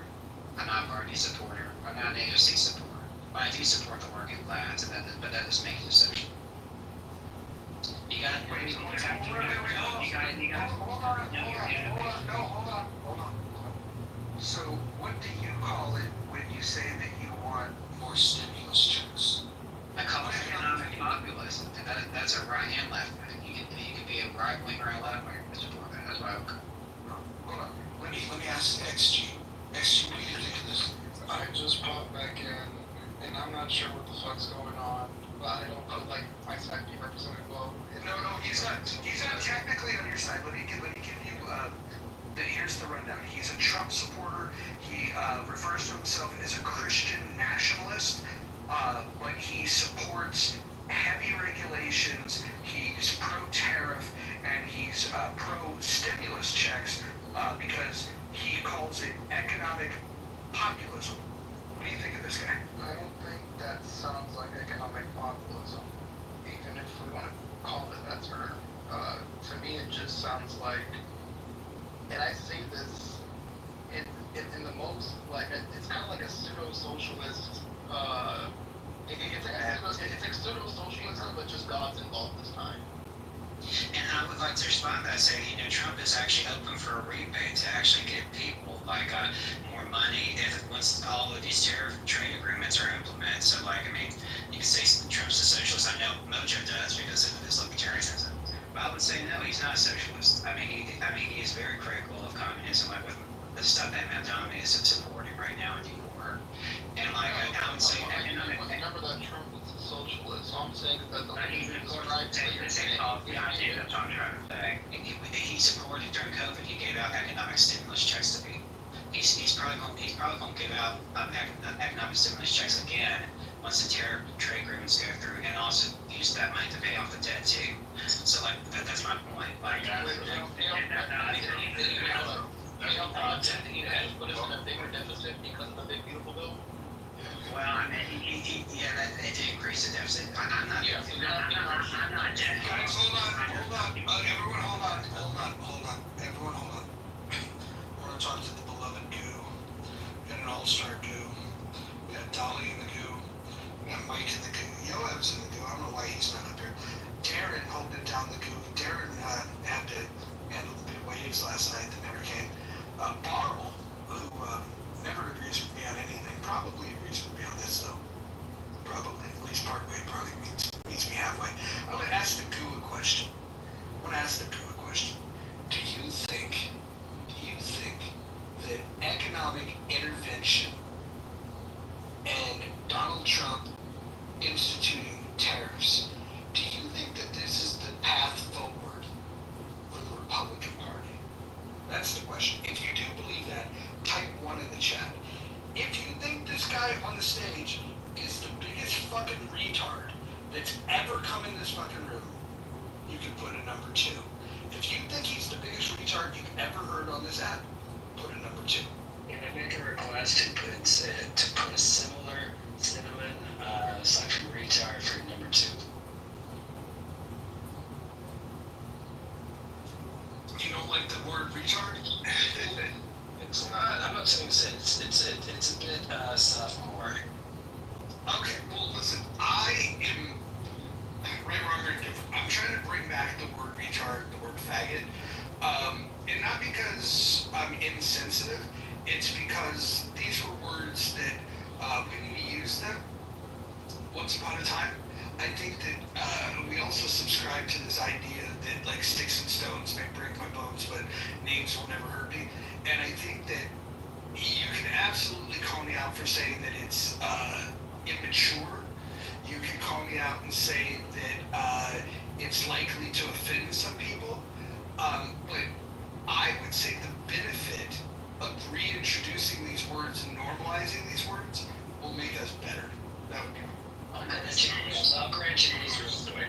Real quick, I'll grant you this. I'm kind of half kidding. Like, hang on one second, because my elbow's kicking in, so I might actually forget what I was going to say. So, Roger, to that point, I'll give you this. I'll concede that if not, Howard Stern let's get out of the way with saying the things he did, if not for pushing the envelope on free speech, of course, wouldn't have existed if Lenny Bruce would 100% agree with everything you just said. Moose, what would you prefer, twat waffle or retard? Twat waffle, please, thank you. And at least I saved myself. At least I got a plus one in the column there, right? Hey, Moose, have you ever looked at the list Stanford University put out of all the words we're not allowed to say anymore? Have you seen that? It would take me probably a year to read it. I have not seen the latest though. It is pretty astonishing what we say every day that we're not supposed to be saying. Yeah, Brad, going back to what you talked about with Mr. Astro, I'm not as strong as Roger here, but regulations hurt the death care profession a lot of ways, building wise in every way, and that's why a lot of cemeteries and funerals buy their products from overseas. But yes, now we are being affected because we have to get tariffs for a lot of our goods and services, and unfortunately, because a lot of manufacturing has moved overseas, now we have to purchase things. Because I don't know if people know this, I know Roger knows this. People are in business for profit. They want to make money. Okay, we're not in business to just hire Americans. We're not going to hire all Americans. I have nobody outside of America working for me, working for our company. And the reason why is because I'm pro-American. I'm not pro-MAGA. I'm not pro-Maha. I'm not pro-America First. Pro-American. That's where Edward stands. Because I was American before all the other titles came up. And Roger, I appreciate you bringing that back any words. So we get rid of PC culture. As a believer in God, I still think people should have the right to say whatever they want. And don't tell me that Batman is my perfect pronouns and tell me I should call people when I clearly see that they're not. Amen to amen. I'm sorry, Henry. I thought you were doing amen to free speech. Yeah, and like I was saying to Abby, to your point about that list of words that are not PC to say anymore, without the great Jewish comic Lenny Bruce, who would get arrested, police would go to his shows solely for the purpose in the 50s to arrest him because he's saying pussy, because he said the N-word, because he said the derogatory term for Jewish. He just tried to desensitize people by giving these words power. He opened the door for all comedians down the road, both black, white, regardless of politics. Like, imagine getting arrested, or a comedian getting arrested on stage these days for saying anything. I agree. I think he was groundbreaking on it. I mean, I think George Carlin, the 7 Dirty Words, tried to make the point after him, but Lenny Bruce definitely was the one who set the path for that. Arguments like Lenny Bruce is really great. Did you guys destroy Astro enough today? If I'm not mistaken, I think I recognize his voice, and this isn't really Ox. He had his name on his BTR. I think wasn't that guy normally Paul? I'm not making that up, right? I think his voice was very familiar. His voice was familiar to me too. I was trying to figure out where I heard it. I definitely heard it in rooms before. Well, it's nice to see all of you. It's been a minute. It's good to see you, Abby. Good to see all of you. Shirley, all of you. Especially Brad. Nice being in the same space. Roger. Thank you so much for always being kind to me. So, I appreciate it. It was good to see you, Edward. This conversation my face is hurting because I am grinning. This PC PC with the words. It's driving me crazy. I can say that an idea is retarded, and my grandchildren will absolutely crucify me as if I have said something really ugly. I love it. I feel at home. I mean, if you're my grandchildren, I would, and they gave me a dumb idea, I would say, are you being retarded? I would have no problem calling my grandchildren retarded. Shirley, will you bring your grandkids and make sure they're old enough, but if they're 25 or older, can you bring them onto Clubhouse? I don't have any 25 or older yet. Okay, how old are your kids? My children, they range from 40 to 25. Please bring them on the app. Oh my goodness. There's just no words for it. My middle son I could bring. Wait, which one's the far lefty? My 40-year-old daughter is got DEI'd.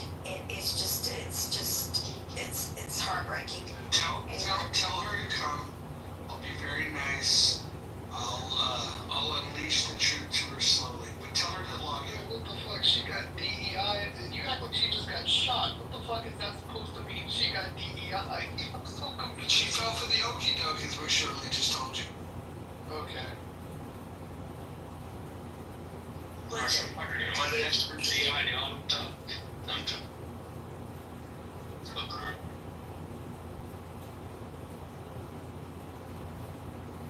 Jinx, do you have anything to add? No, I'm just listening right now. I'm not left, but I'm more like a dark purple. If that makes any sense. So I'm kind of in between. So you're like a centrist extremist? I'm like, I don't care if you're transgender, but don't take my taxes to pay for war and pay for it. Does that make sense? That's fine. That's fine. So what do you think about capitalism? I think that it's gotten a little bit too extreme at this point. I think that yes, it's good for people to have businesses and things like that, but I think the wealth gap has gotten a little bit too extreme now. I think that there's no room for billionaires to be, in my opinion, please don't attack me. I hate being attacked on this app, it drives me crazy. I don't think that we have room in this country for billionaires. I don't think that we should have that. You should not have more money than God. Nobody should have that. I think that's just stupid. I mean, their kids aren't gonna ever have to work. I think, May I ask a couple questions? Abby, hold on. You gotta be gentle with this one. She said she doesn't like to be attacked. Okay. I hate it. No, it's good. I'm gonna choose my words. Hold on. Listen. Yeah, I'm gonna choose my words very carefully. Okay, so Jinx. Oh boy. So, under whose authority do you think we should take the money from these billionaires? I think that we should eat the rich. I have a shirt that actually says that. I think that we should put way more taxes on the rich than we do on the middle class. Like, I'm middle class, and they're taking about $5,000 from me federally. That's not even state. I live in California. So, like, I need my money. I don't think that I should be paying more money in taxes than Jeff Bezos. I think that's kind of unfair. Well, it's clearly untrue that you would need to pay more. If you're paying $5,000, you're not paying more taxes than Jeff Bezos. Would it surprise you to learn that when it comes to income taxes, that 46% of all income taxes that are collected are for the top 1%? Would that surprise you? Yeah, if that's true, then that would definitely surprise me. Because, yeah, that would definitely surprise me. Oh, it's true. And did you know that another 18% is paid by the top 5% earners? Yeah, so what about this? 76% of all taxes are paid by the top 10%. That's That also surprises me, but then we have to talk about the distribution of wealth. Right, because you have to do it on an individual level. It's Fuck, let this retard on this. We're gonna have a polite conversation. Hold on. He was not on your side. The only thing he was on the side of is mental illness. So Jason, would it surprise you to learn that the top 50% of income earners pay 97.7% of all income taxes? Meaning that the bottom 50% only pay 2.3% of all income taxes. That's Yeah, I mean, it is surprising to me because I feel like I'm getting great by the government. So, yeah, that actually does surprise me. To be honest. It's still good politics to raise taxes on the rich, though. I mean, it'd be dumb for the GOP not to do. You have a financial expert on the stage, like a CPA, why don't you? No, I'm talking about politics, not economics. Hold on. Astro, shut the fuck up. Astro, shut the fuck up. Literally, nobody cares. We have Jinx. Hey, I care about the Republican Party. I mean, you don't care about anything. You're fucking kindness. You do, I'll take it. Hold on. We want to talk to Jinx. Jinx, so you think that the way to solve this problem is to tax the rich? If the top 50% of income earners are already paying 97.7% of all income taxes, how much do you think? How much more do you want to take from them? Since the bottom 50% virtually pays nothing, they pay 2.3%. How much more do you want the top 50% to do? You wanted to pay all of it? Actually, let's illustrate it a different way. I like giving this illustration. I love giving this illustration. 100 people go to dinner, okay? 100 people go to dinner. One person offers to pay 46% of the bill, okay? And then 9 other people chip in and they say, hey, look, with our help, we can pay 76% of the bill. And then 40 other people chip in and they say, we're going to pick up 97.7% of the bill. Now you're assuming you're on the bottom 50%, and now 50 people left at this dinner are told, you guys got to come up with the other 2.3%. Would you say to the people that pay disproportionately for the dinner, would you say that they should pay more? Or do you think that you would just say thank you and then reach in your pocket and the 50 of you pick up that 2.3? So I like that analogy. That's a good analogy because I go to dinner a lot. So this is how I would do it. If I make significantly more than all of the people at the table, I'm gonna pay for the food. And I'm especially gonna pay for the food of my friend who I know is broke and doesn't have any money. I'm gonna pay for her. Like, right, but there's 100 people at the table. How many people are you gonna pay for? Because the way the taxes work now, that one person would pay for 46 people. Do you think that's a fair deal? I think that, like I said, if I make significantly more than my friends or the people that I'm sitting amongst, I'm gonna pay it because I know that it's not gonna hurt me as much as it will hurt them. Correct. Between equality and equity. Yeah, I don't like either of those terms. I don't like either of those terms. But let's go back to this scenario where it's 100 people. You guys took over a restaurant. There's 100 of you, right? And let's assume you were the wealthiest person among your group, right? And the bill comes, and everybody's like, oh, wow, that's pretty big. And you, being the wealthiest, if you said, you know what, I'm going to pay for 46 of us, right? And the 99 of you, right, that are left, you guys can figure out how to pay for the other 54 dinners. Do you think that the remaining people would look at that and say, yeah, that seems like pretty good. I think that I would rank it as who makes the most. Then they can pay the tip. Who eats the most? Just the tip. As well as another thing. Are you saying you just a tip? Whatever. So, Ryan, can I jump in? Well, yeah, Ryan, let me go next. No, Roger, I like to ask a question because I will have a banana in our company at one time. And as a company owner, we will pay for the whole meal for everybody because our biggest asset. However, this is the part that James, I would like to ask you a question. How do you think that I got to the point as a business owner to be able to pay for the whole thing? By being frugal. No, you said by being frugal, right? Yeah. But I'm asking a question. No, it's not wrong answer. I want you to think, okay, but you want to penalize me because I own the company.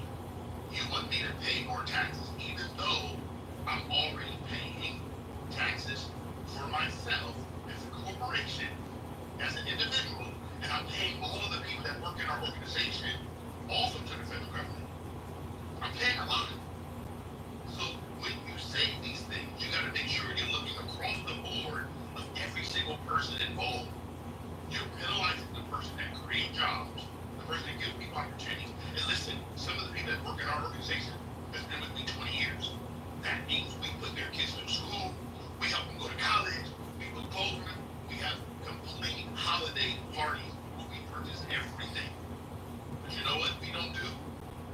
We don't want to tax our employees, the people that work for us anymore, because they help us grow.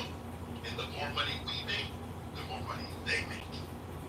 So, I land. that's a really good point, but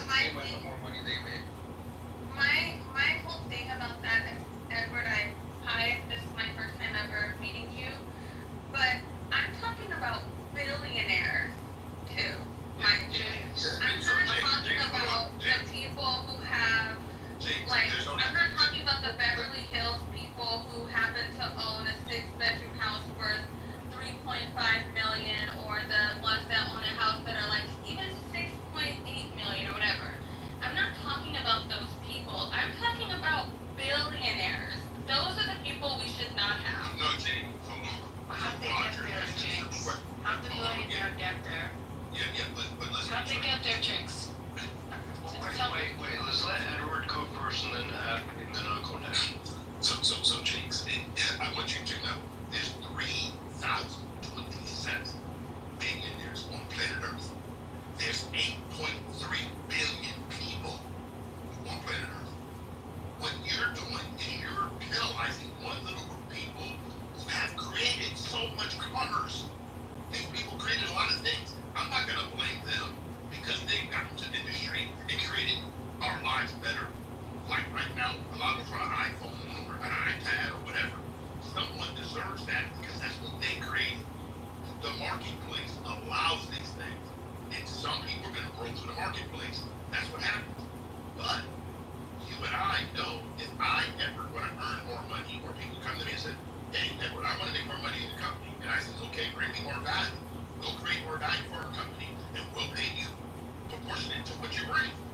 What you're saying is that we should penalize people, and I'm just making sure I'm understanding you, James, that we should penalize people because they happen to become rich because they've done something for all of what I call humanity. That's my understanding. So Jinx, I'm gonna segue on what he said. So how do you think they got where they are? Do you think they all started rich? The billionaires that bother you? No, of course not. I mean, their children will have started with. About the children out there. So do you think some of them might have worked their asses off really hard, studied really hard in school, and worked really hard to build what they built? Do you think that might be the case with some of them? I think that might be the case for a lot of them, not even some. Okay. But So I think that a lot of people work really hard. right. So if you work really hard, isn't that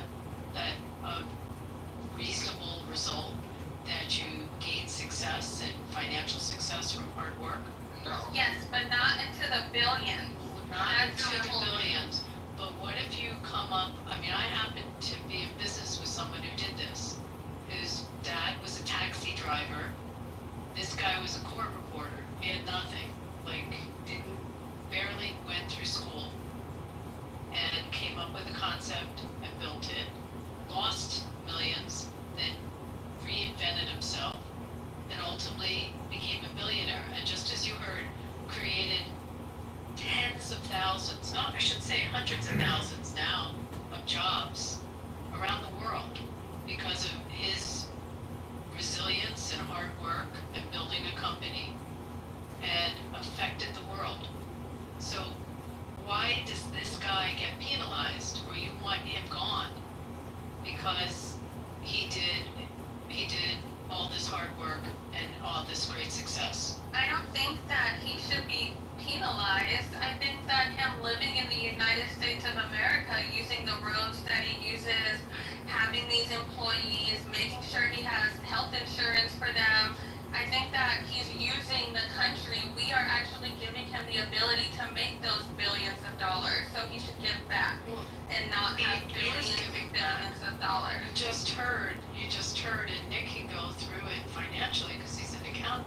He can tell you, but he pays taxes. He pays for himself. He pays for his company. He pays for his employees. He pays the property tax where his businesses are located. He pays the use taxes. His company is licensed and has a particular tax for their business that they're in. He pays all kinds of regulatory fees. So, I mean, if you look at this, there's all kinds of taxes. And then, by the way, I'm going to land with you're all worried about 4 generations out. By the way, someone can give you the statistics on this. Most of this great wealth doesn't pass more than maybe 2 generations, and that's statistical. But even if it passes down generations, which, by the way, a majority of these billionaires have taken the oath that Warren Buffett developed with Bill Gates, where they pledged to give away about 90% of their income altruistically to philanthropies. You negate to talk about how much these people also provide into the philanthropic sector and build out hospitals and community centers, etc. I mean, these horrible billionaires that do that. But these generations, there's something that we have called an inheritance tax. So a good 50% they have to pay in taxes to the government after the billionaire dies. And we know the stories of the families that have had to sell off their assets, the farmers that have to sell off after generations of having farmland because they inherit it and they can't afford to keep it because they can't pay the inheritance tax on it. So you're forgetting there's other factors here. It's these horrible billionaires. So next time you go into a community center, into your hospital, or to maybe you go see the theater, you go into a center for the arts, or you go into a museum, take a look at whose names are on the walls and who donated the money for those facilities. Yeah, but you're trying to act like that is a charitable act. Wait. I got a quick question. Wait, no, I've been waiting this whole time. Let me ask you. I've been waiting the whole time. He did. He yielded his time to me. I got a quick question. Is there like certain billionaires, James, that you think need to pay more and others don't, or across the board? And is there some maybe there's some grief around working at a company that you think that they should have more vacations or this kind of thing? Well, where is the beef? That's what I'm trying to. So I'm a scientist, so I don't have like a beef working like at any Amazon or anything like that. I'm talking across the board, sweeping. I don't care where you're from, I don't care what you look like, nothing. Billionaires should not exist in this country, in my opinion.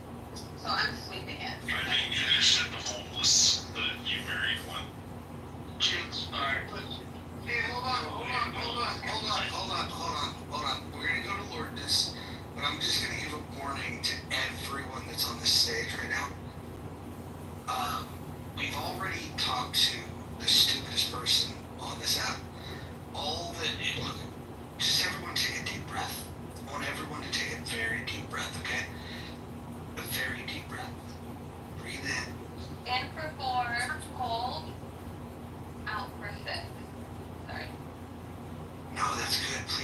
stupidest again. Can we take one more deep breath? Who's the stupidest? No. Hold on. James, go ahead. Lead us one more deep breath. In for 4. Hold. Out for 6. Very good, very good. Now listen. Hold on. I want everyone to just relax. Now that we've taken these deep breaths, if you feel like you need another one, you can move yourself down to the audience and you can take another one. Feel free. I don't want anyone to interrupt each other, and I don't want anyone to pile on to anyone. If you disagree with them, that's fine. We'll create a queue. I don't want any name calling. You know what we're gonna do? Right now, I'm in the presence of Tylon, who is who channels love, and so I'm feeling the love of this room right now, and I want to encourage everyone in this room to just tap into whatever source of love you may have. Maybe you don't have a source of love. Maybe you can find one. There's plenty of people here. Shirley is a great source of love. Edward's a great source of love. Dr. Jordan's a great source of kinky love, if you're into that sort of thing. But I want you to channel into whatever is going to make you feel at peace here. And we're going to let Lordness speak. Then we're going to get the conversation going. We're going to pass the mic around to people that haven't had a chance to speak. But what we're not going to do is we're not going to name call unless Astro comes up. If you guys bring Astro up, you guys can rip him to shreds. I don't care. But we're going to be nice to Jinx. And we're going to be nice to everybody else. Jinx is a guest here. She's got a pink ticket. She's got a charming voice. She's got some dumb ideas. I didn't say she was dumb. I just said she had some dumb ideas. No, I didn't say you were dumb. No, it's fine. Go ahead. I'm here to learn. I just want to make sure that everybody is showing kindness to everyone on the stage. If you need to have an outburst, if you feel the need to, you got two choices. You can move yourself down to the chat, and you can say whatever you want in the chat, or you can take it out verbally on Astro. Those are your options, but you cannot take it out on any. Roger, just a point of clarification, real quick. You did not point to me as a source of love, because that would just be a completely understanding that existed. Roger, and then furthermore, and Jinx is like really a great person. She is a wonderful human being. Be kind to her, guys. Dude, for clarification on the rules, Roger, if I were to say, fuck you, Brad, and then that would be bad. You know, if I were to say that was directed at Astro, I was telling Astro, fuck you. That's what we're going to do when we do that. So what we're going to do is we're going to go to Lordness. Lordness is going to go ahead and he's going to offer his submission. We're going to have a conversation. XG, I'll bring you back up. Yes, I'll even mod you again. Hey, everyone, Rich, don't interrupt. What's the actor going to do? He is the actor. Yes, he is. Yes, he is. If you guys want to look up everybody's username on the Google machine, go ahead and do it. Yes, my friends are popular. So XG, go ahead and stop trolling the room. We're gonna have an intelligent conversation. Lordness is gonna speak. We're gonna pass the mic around. I want everyone to be very kind to our special guest Jinx. I'm not just saying that because she's hot. I'm just saying it because we want to be nice to each other. So Lord. Okay. Jinx, what do you think would be a better way to solve the situation by abolishing taxes or keeping it the way it is right now? That's a really good question. I definitely don't think we should abolish taxes. I think that we should make sure that they're evenly distributed to people's income levels. I think that's how I see it. But wouldn't you want to win one on both sides? I think that billionaires are winning already. But what if you weren't taxed? You can flourish. But they're already, I don't know how much more you can flourish. I'm not talking about millionaires, I'm talking about billionaires. Okay, so James, I got a question for you. So, if the top 1% are already paying 46% of all of the income tax that's collected federally, what do you think the proper number is for the top 1%? If 46% of all the income tax is not enough from the top 1%, how much do you think it would be? The percentage of the economy that they own. Oh, okay, well then they would all get tax cuts. get tax cuts. But the top 1%. You're very generous. You are a very generous woman. Can I ask you a question, James? Sure, of course. Yeah, well, Why not? Hold on. Be careful. Let me ask you. I'm patient. Asher, you're gonna be a little bit more patient. I'm gonna ask you to be very polite. Jinx is my special guest here, and Jinx, you just have to know, this guy is the motherlode of all bad ideas. He is a left-wing Republican that voted for Donald Trump. I just want to clarify that for you in your mind, that this is a Trump supporter that is pro-tariff, but so I want to warn you so you can be prepared for the bullshit that's going to come out of his mouth. I mean, would you be against a policy that only taxes the rich and actually there's a tax exemption for the poor and the middle class? I think that I don't think that I should not pay any taxes, and I'm middle class. But how about just like income tax? That's more what I'm suggesting. So you can still pay like property tax, all these other things, but income tax is exempt for certain tax brackets. But if you're like making a certain amount, then you get taxed by your income. You think it's a good alternative, would you say, or would you be against that? Just do like proportional income tax, regardless of class? I think proportional income tax is what I would do. But the proportion, the math has to math. It has to be like it would just be like a fraction of what it is now. So, Jinx, I'm a CPA now. I haven't taught much. Nice. So you were saying the rich don't pay their fair share of taxes. Well, that's because you have three ways of earning money. Earned through like a W-2 job, or self-employed, small business owner, contractor, whatever. Passive through rental real estate, or whatever, rental properties, or portfolio, like dividends, capital gains, interest that you get through investments. What the rich realize is they don't earn their money through a job, because that's taxed at the highest rate. Because you're gonna, so like if you read about a lot of CEO pay isn't as much as you think, because you'll see a lot of them, base pay is about, $500,000, but what happens is they'll pay themselves like $5 million in stock options, because if you wait a year, that's taxed as a capital gain, and that's only taxed at a 20% rate, and you don't pay FICA tax. So you don't pay 7.65 into the greatest Ponzi scheme ever known as Social Security and Medicare. So that's where the rich have. They invest in their financial education. If you really understand too, the rich people don't work for money. They have assets working for them, and they have their money working for them.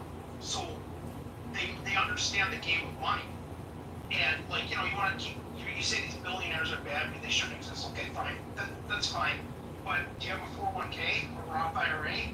Because guess what? It invests in Facebook, Amazon, Apple, Netflix, Google, Microsoft, Tesla. So it's whether you like it or not, you want them to be successful, and you want their companies to go up and grow value, because we all gain from that. So,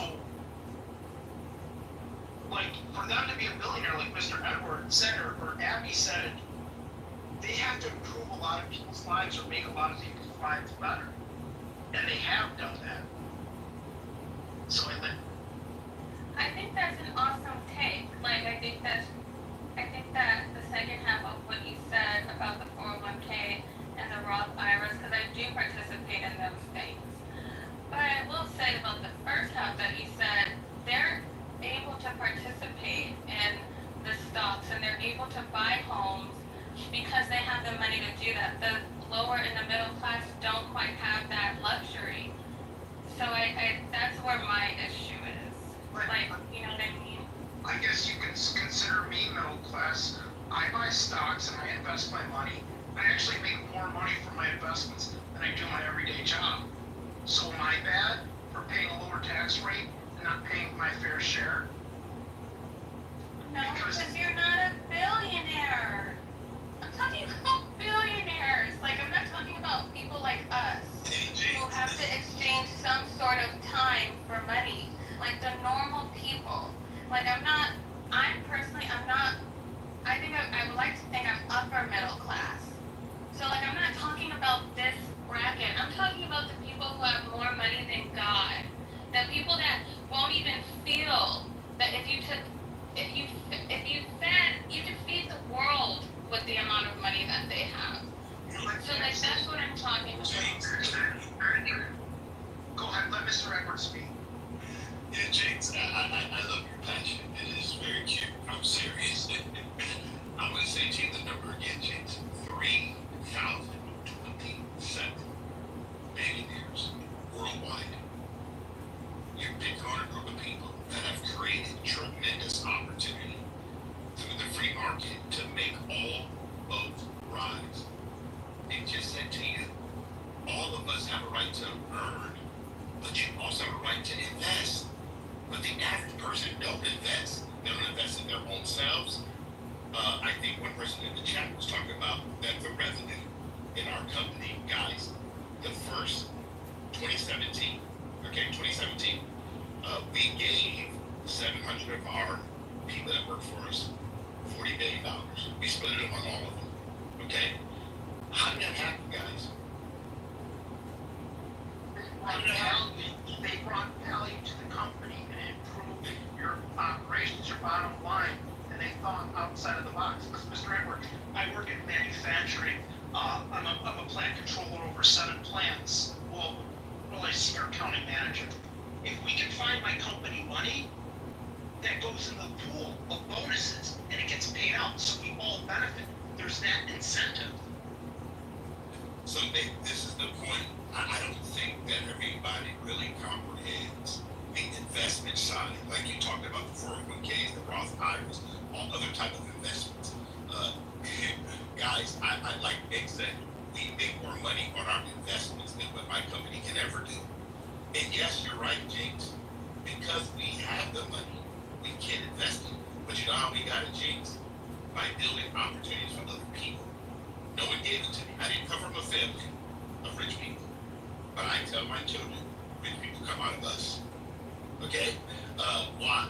Because we designed something that people do. I'm in death care for 37 years. When I first started out, I started knocking on doors, selling graves door to door. It just doesn't happen overnight. And I don't like people. And I hear you keep saying, not the millionaires. Roger gave you complete understanding of what happens with all of the people who create opportunity. Do not look at these people as like the left. They're not evil. And being a free market person is not evil. That's where I am. Yeah, and we're real quick again, James. I'm trying to find the heart of the matter. What is you're trying to understand what you're not getting about what everybody's been saying, and why is it that you see people that are poor and struggling? What made you come to this conclusion? Across the board, all billionaires should be doing.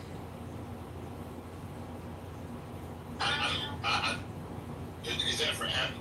I mean for James, I'm sorry? Yes, it's for James. Alright, you said it. Go ahead. So what makes me think that, I'm sorry, can you repeat like the gut of that? Yeah, and I forget what I was saying again. I'm making dinner, sorry. Hold on real quick. What are you making for dinner? I'm making chicken thighs with vegetables and a side of rice. I eat very clean. I don't eat a lot of crazy stuff. What did you season the chicken with? Slap yo mama season. It's really good. And are you grilling it? Are you frying it? What are you doing with it? So I have these new cast iron pots that I got, and I have a chef stove. So what I like to do is I like to put them on the cast iron both sides after I let them marinate in like lime juice. And then I season them with spices, put them on the cast iron, let them fry on both sides, and then I like to put them in the oven with some butter so that they're very tender on the inside but kind of flaky on the outside. Alright.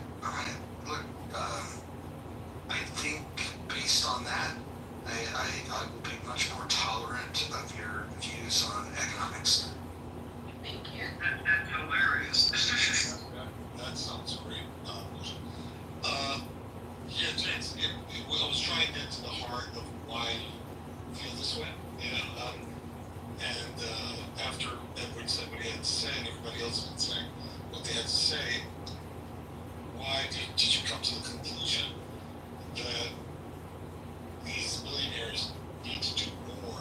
I'm trying to see how you're looking at life and people and the workforce. Can you answer that for me? What's the heart of it?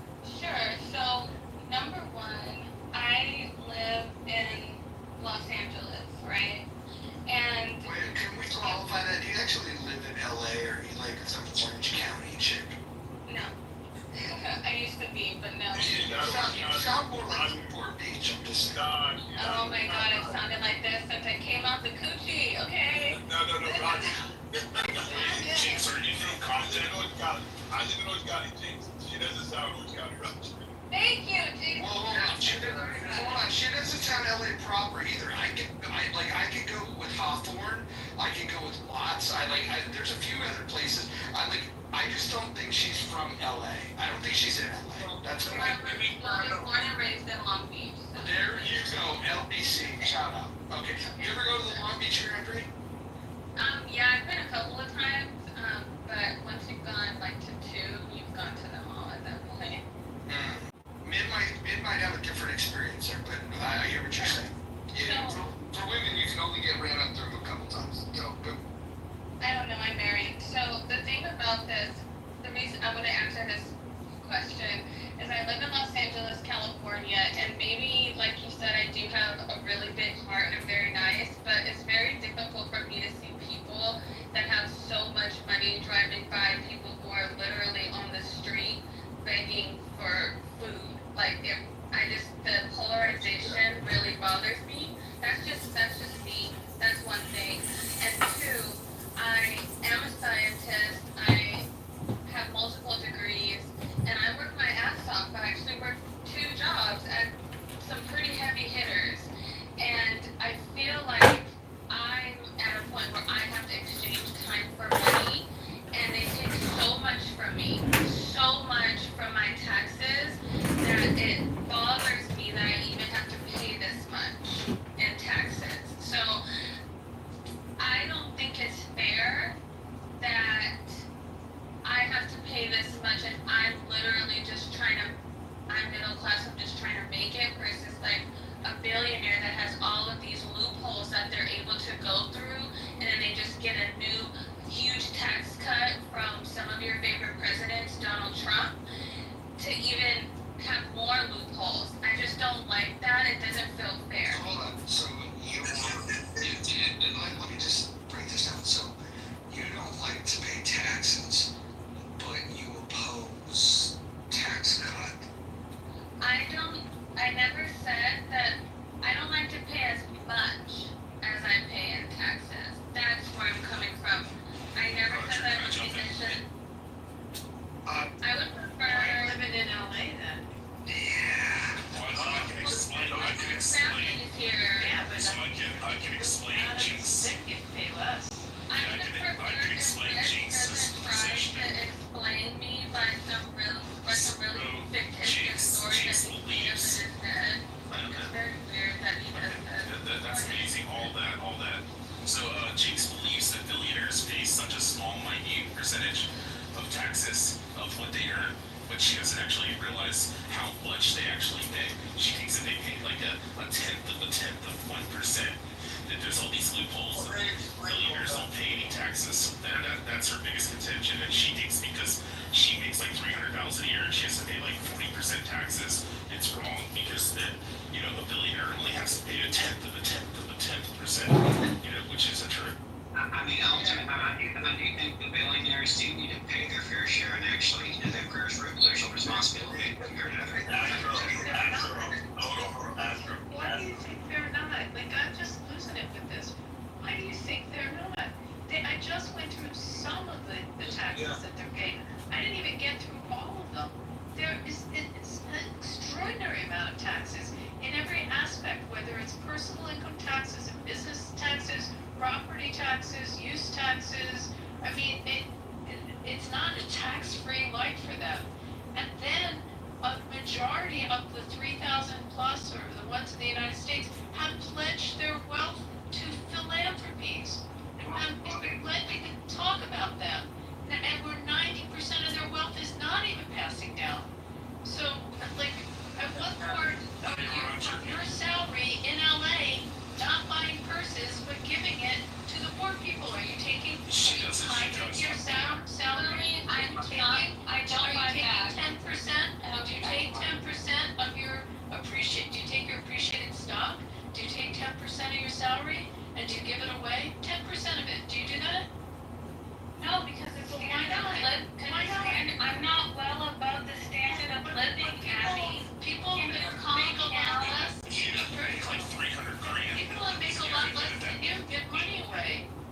People give money away at all income brackets. If you're feeling this, I gave money away as a baby lawyer. I wasn't making that much then, but I gave a good percentage of my salary away.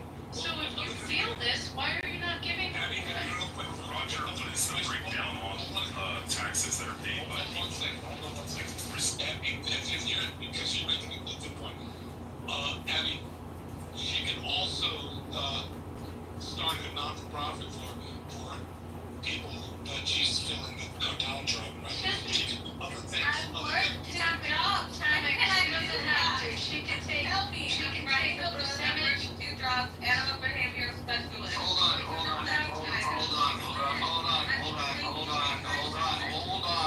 I know you heard what I said. Hold on, get yourself, thank you. So, I've already broken down the math for you. I'll repeat it for anyone that's new, or maybe if you'll sink in by me repeating it. So, when you look at all of the income tax collected federally, all of it, the top 1% of income earners in this country, the top 1% pay 46% of the entire collection of income taxes federally. When you expand that to the top 10% of income earners, it's 76% of all income taxes paid by the top 10%. And when you expand to the top 50%, it's 97.7%. The idea that the rich don't pay their fair share, you're first of all, you're not looking at the reality of the situation. The top 1% again pays almost 50% of all the taxes. So the idea that they're not paying their fair share is just great. They should be doing more. I'd like to have something I would say. One last thing. Well, hold on. Before you guys go, here's the question, and I'll ask the question of Jinx, and I'll ask the question of Astro. And I'm not asking for a big, long explanation. I'm just asking for a percentage. If the top 1% currently pays 46% of all of the income tax, and you're not happy with that, you think they should pay more, I want you to give me a number that you think the top 1% should pay in terms of percentages. I want you to give me that number. So I'll start with Jinx. What is the percentage that you think the top 1% should pay of all income tax federally? Jinx, this is your chance. 80%. Okay, got it. So well, everybody hold your cheers. We will address that in a moment. So we have one person that's saying that they should pay 80%. That means that the 99% of the rest of the country, she's saying, should cover the 20%. Interesting. Astro, what percentage of all of the income tax federally collected do you think the top 1% should? A 3% increase from the current rate. I'm asking you what percentage they should pay of the, this is not a trick question. Answer my question. 46% of all income taxes are paid by the top 1%. What, if you think they should pay more, give me how much you think the top 1%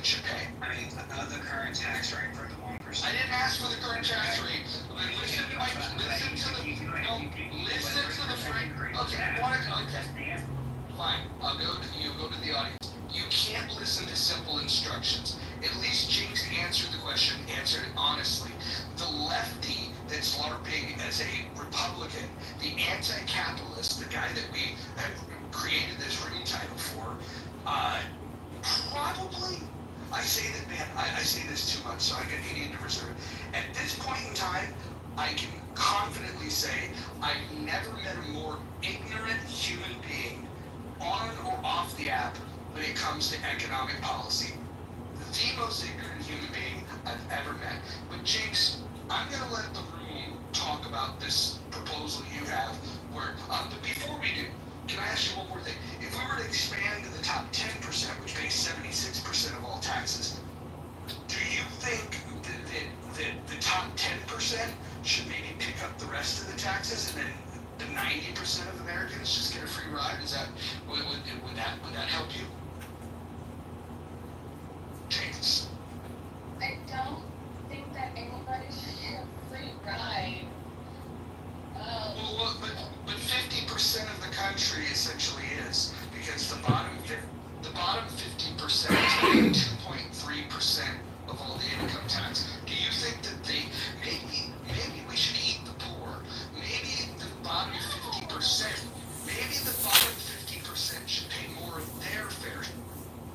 No, that's horrible. Oh my god. Can I just sit back and learn now? Is that okay? Wait, do you like Sweden? So Jinx, Roger gave you said 80%. So I'm gonna ask you a question. Jinx, do you think tax is theft? I think that I agree with what Mr. Nick said in the chat. I think that income tax is theft.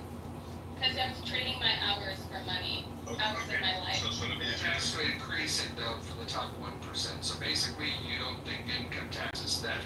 You think that income tax is theft of your money, but you think that they should steal from other people. So you're basically fucking robbing. No, you said, well not you said, Nick said earlier that these people generally have like dividends and they're getting passive income. So they're not essentially trading hours of their lives for money. And you shouldn't be either, because you said something. Another word you said was loopholes. So I'm gonna ask you a question. Do you not have access to the tax code of the United States of America? Of course I do. If I go on the internet, sure I can use it, but I have stock, you guys. I have a 401k. I have all of these No, things. I'm not talking about that. I'm not talking about stocks. I'm talking about, do you think that a millionaire, billionaire, whatever you want to say, do you think they're not using the same rules of engagement when it comes to taxes that you can? No, because I don't have the same money. No, Jinx, I think you're missing the point. It's not about how much money you have. It's the tools you use. You're not using the tools. Because you right now, if you're clearly making $300,000, there's a whole lot of other ways to make sure you shelter your funding, and Abby gave you a big one. You said you're not giving anything away. You're not giving to charities. You're not using the write-offs that's already on the books.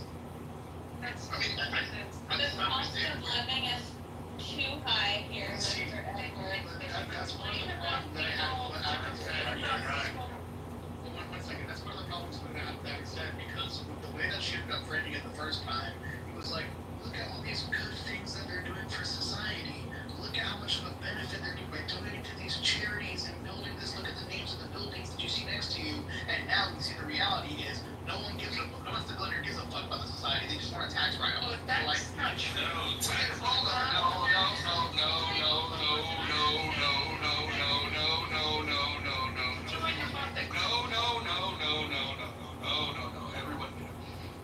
XG, I don't think you've ever said anything that stupid in your life before. First of all, if they're doing something charitable for the benefit of the tax write-off, that's a good thing. That means that incentives work. This means that if properly incentivized, we can get people to do good things. And you're speaking out against, like, well, if their motivations aren't pure, then they shouldn't do it. And if we were, no, XG, hold on. This thought that people have that if somebody with high wealth gives to a charity solely because it's a tax write-off, and I believe that there's some that do that, but I don't know about you guys. I I'm sure Abby knows people with very high wealth. I would imagine that Nick, in the business that he's in, probably has seen people with extremely high wealth. There's a couple of you that have experienced and been in proximity with people that are very high wealth.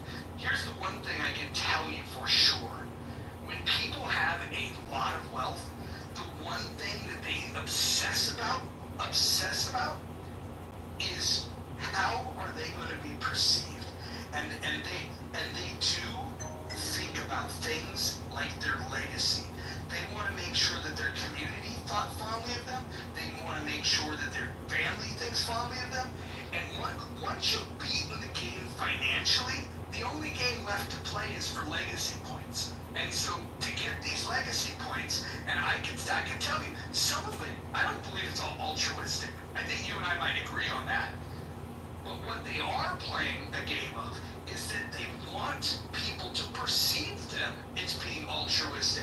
And if we can create an incentive structure, which we have, which allows them a tax write-off for giving to charity, we should encourage that. I've talked about this before. I think they should have an unlimited write-off for charitable contribution. The whole reason you're supposed to collect taxes in the first place is to be able to serve the public good, right? So if you're serving the public good through a private charity, you should be able to maximize it. And now, for those of you statists that don't like that idea and you want the money to stay with the state, like I said, Astro, for example, then maybe you don't maximize it and let it be an unlimited write-off all the way up to 100%. Maybe you don't do that, but you should definitely look at increasing it, because it is a very good thing when people look to their community and look for a group of people that are serving a purpose, that are helping solve a problem in their community, and say, I want to give my money to that. It should not matter if the reason they want to give that is because they believe in it, although I do believe some of them do. It doesn't matter if their motivation is, I want people to think I'm a good guy when I'm really a shithead. Who cares? It doesn't matter. The money's going to the cause. And I can tell you that there's not a single nonprofit on the fucking planet that would turn that money away, even if they knew fucking wholeheartedly that the person didn't believe in their mission. If he was writing the check, they would say, you know what? Lord works in mysterious ways. We'll take the money. We'll make good use of it. And I can't believe that people get hung up on this shit about whether or not their motivations are pure. It doesn't fucking...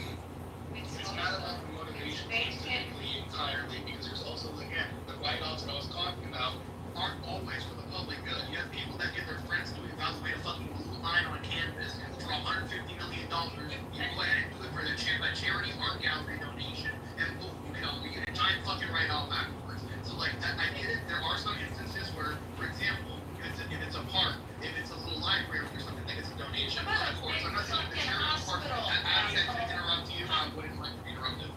So again, when I say that there are things that make it seem like when she was talking, saying that, oh, well, look at all these other things that are being done, look what they're doing. And when the way that it was phrased, as was the it was some type of generous thing that they're generally doing because they want to contribute to the good, because she was tagging off of Edward's point about how, hey, we make more money, everyone else makes more money, et cetera, and putting onto like the greatness of what billionaires do, et cetera, right? I'm not denying that when they do those charitable acts, for whatever intention it may be, that there may be a net positive on that, specifically like the examples I listed, the libraries, et cetera, et cetera. But there are multiple other examples where it's not beneficial at all. It's as beneficial as asking a communist how you evaluate the mud pie as a labor value when it comes to what they decide to associate or get appraised by their friends in order to get a certain write-off off of it. I'm not saying that the charity doesn't work. I'm saying it does. Just don't frame it as if they're doing it out of the generosity of their heart and not for what they actually need to the tax. I gotta respond to this. Number one, you missed exactly what I said on how many billionaires took the pledge that Warren Buffett put out, that 90% was going to go back altruistically. I think you must have had cotton in your ears when I said that, number one. Number two, it's not little libraries. I hope for your sake that you don't get ill and you don't have to go to the hospital. But for the lady in LA, if she has to go to Cedar-Sinai, take a look at how most of Cedar-Sinai, when one of the best hospitals in LA got built. Look at whose names are on the walls of it. Realize that this isn't little drips and drabs of money. It's large sums of money. And by the way, the person that has their art appraised still has the scrutiny and still has to go through the scrutiny of the IRS, especially when it's art and art donations. It's the most strict scrutiny of any charitable donation is artwork. And if you haven't experienced that, try to donate a piece of art and watch how a 501c3 receives it. And with respect to the girl that's in LA, these people that aren't working, that you're worried about, that need to be fed, why aren't they working? What are they doing? Are they all ill on the streets? Or some of them just don't want to be working? So not all these people, you have to also evaluate who are the people that you think deserve the handouts. And look at these handouts. And my last thing I want to say, if you earn this amount of money and you have stock, which you said you have stock, then take your appreciated stock, because under our tax code, you don't have to pay capital gains on the appreciation, and donate it to the United Way. You don't have time because you work 2 jobs, take it, donate it to a charity, to a food bank. If you're really worried about feeding the people on the streets, then take your appreciated stock and donate it. And that's what you should be doing. You should have been doing it whether you're a waitress or you're a scientist or you're a billionaire. You should be donating and giving money to charity. And if you want to complain about others that you think shouldn't exist, I don't think people should exist if they don't give back. And for you to sit here and complain and then say that you don't give to anyone, then shame on you. Shame on you for that. You take that stock that you own and find the one that made the most money and give it to the food bank in LA. Why would I do that if we're talking about billionaires, Abby? Yeah, I know many of them in my industry, and I have a hospital down the street that they built. You're talking about my hundreds of thousands of dollars a year compared to a billionaire. Do you understand the cost of living in Los Angeles? Okay, I would like to interrupt. Like, what's happening? Like, you're putting all of these words in my mouth because you want to talk to me, but it's like, come on. Like, what are you talking about? So I said when I was a baby lawyer, what did I make? 30 grand as a baby lawyer out of law school? I gave 2,000 away. I remember writing the check. Did you live in LA? Did you live in Los Angeles, California? Well, then don't live in LA. Did you can't afford it? Don't live in LA. Don't pay LA taxes. Move to the next town that you don't pay taxes. Move across the border where I am, where I have no state. Yeah, that sounds easy. It's easy for all my family here. Jesus Christ. Yeah. Take the extra money. Jesus Christ. I know. Yeah, very entitled. All right, hold on. Okay,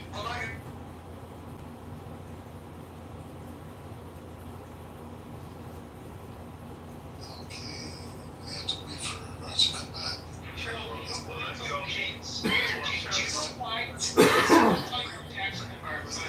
Nick is an accountant. Why don't you let Nick speak? Okay, so, James, do you know why tax code was written? It was incentives that the government and things that the government wants you to do. And what does the government want you to do? Create housing and create jobs. So therefore, what these so-called evil rich people do is they create jobs and they create housing and make people's lives better. So you can partner up with the government and take advantage of, these what you call loopholes, but they're really just incentives. I mean, tax code's out there, you can read it, and it tells you what incentives and what things you're supposed to do, and that's how they'll reward you. What's stopping you? I want to jump in here. Listen, I want to jump in here. 2, I know that it's hard to live away from your family, but I think that you're probably more aggravated by how much everything is costing in California than you are the taxes. Just quite honestly. I have come to the point that I almost celebrate when I have to pay taxes because it means I made some money. I had to pay taxes last year. It means I made some money. But it would aggravate me if gas cost me $6 a gallon. That would aggravate me. It doesn't cost that where I live. I live in a lovely home that I may not be able to afford you're in California, so those things might aggravate you. And we hate to ever quote Jordan Peterson, but when you're carrying your cheap bag and somebody's walking in with their $3,000 purse, I mean, I'm sorry, that is gonna make your eyes get wide open. Those things. But to the point that Abby was making, it is a universal, and I'm not talking down to you, hon. It's just a universal fact that somehow the universe or God, however you want to say that, I'm in the Christian business. Somehow the act of giving and the discipline it takes to give, somehow the blessings flow to you. It's just a universal law. And you might want to just look into that and have an attitude of gratitude. And I'm not quoting that is not a quote that I'm taking from some kind of left goofy evangelist with the promise of money. I don't know how to say that. It's just an absolute truth. Anyway, I'm gonna stop talking now. Jinx, Steve dropped by your Tesla Model S and looked at the homeless and thinking, man, somebody should take care of this. True. I do. I think my taxes. I bet you do. You're like the billionaires. I think that my Not me. taxes. I shouldn't give this person a sandwich. I should give this person a bottle of water. Hold on, you sons of bitches. Everybody mute up. Listen. I can't believe that my phone dies. Actually, I can believe my phone dies. I come back to the room and you guys are yelling at each other and talking over. I literally just said something. Oh, no. Shut your mouth. Listen, I have my mother in the car with me, so no cursing, okay? Hi, Mom. Hey, Roger, you just came back. Hi, Mama Mojo. Hello. Hi, Mama.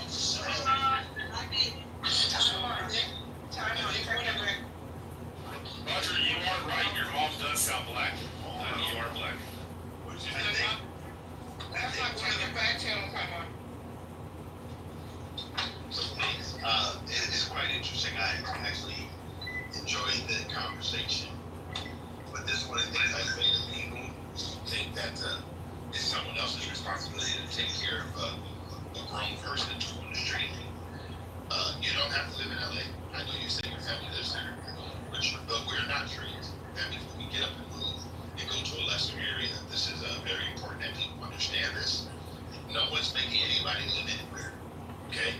So if we decide that we want to keep paying, we live in California because we want to, but we also believe we don't want to. So because I live in a state that have to pay the taxes and pay the property taxes, we do. Oh, I love that you're here too. Okay. Oh, I love that. But I live in Orange County, James, and you know what, James? I moved out of Huntington. I was like, hell no. I bought a condo there and sold it. I was like, fuck this place. No way. Whoa. Jinx. Oh, I'm sorry. Mama Mojo's here. Okay. So, James, don't apologize. So this is what I said. It's very interesting because you're talking about people who earn money. They can choose to do whatever they want with their money, like you choose to do when you do your money. You have chosen to live in Los Angeles. It seems that you got out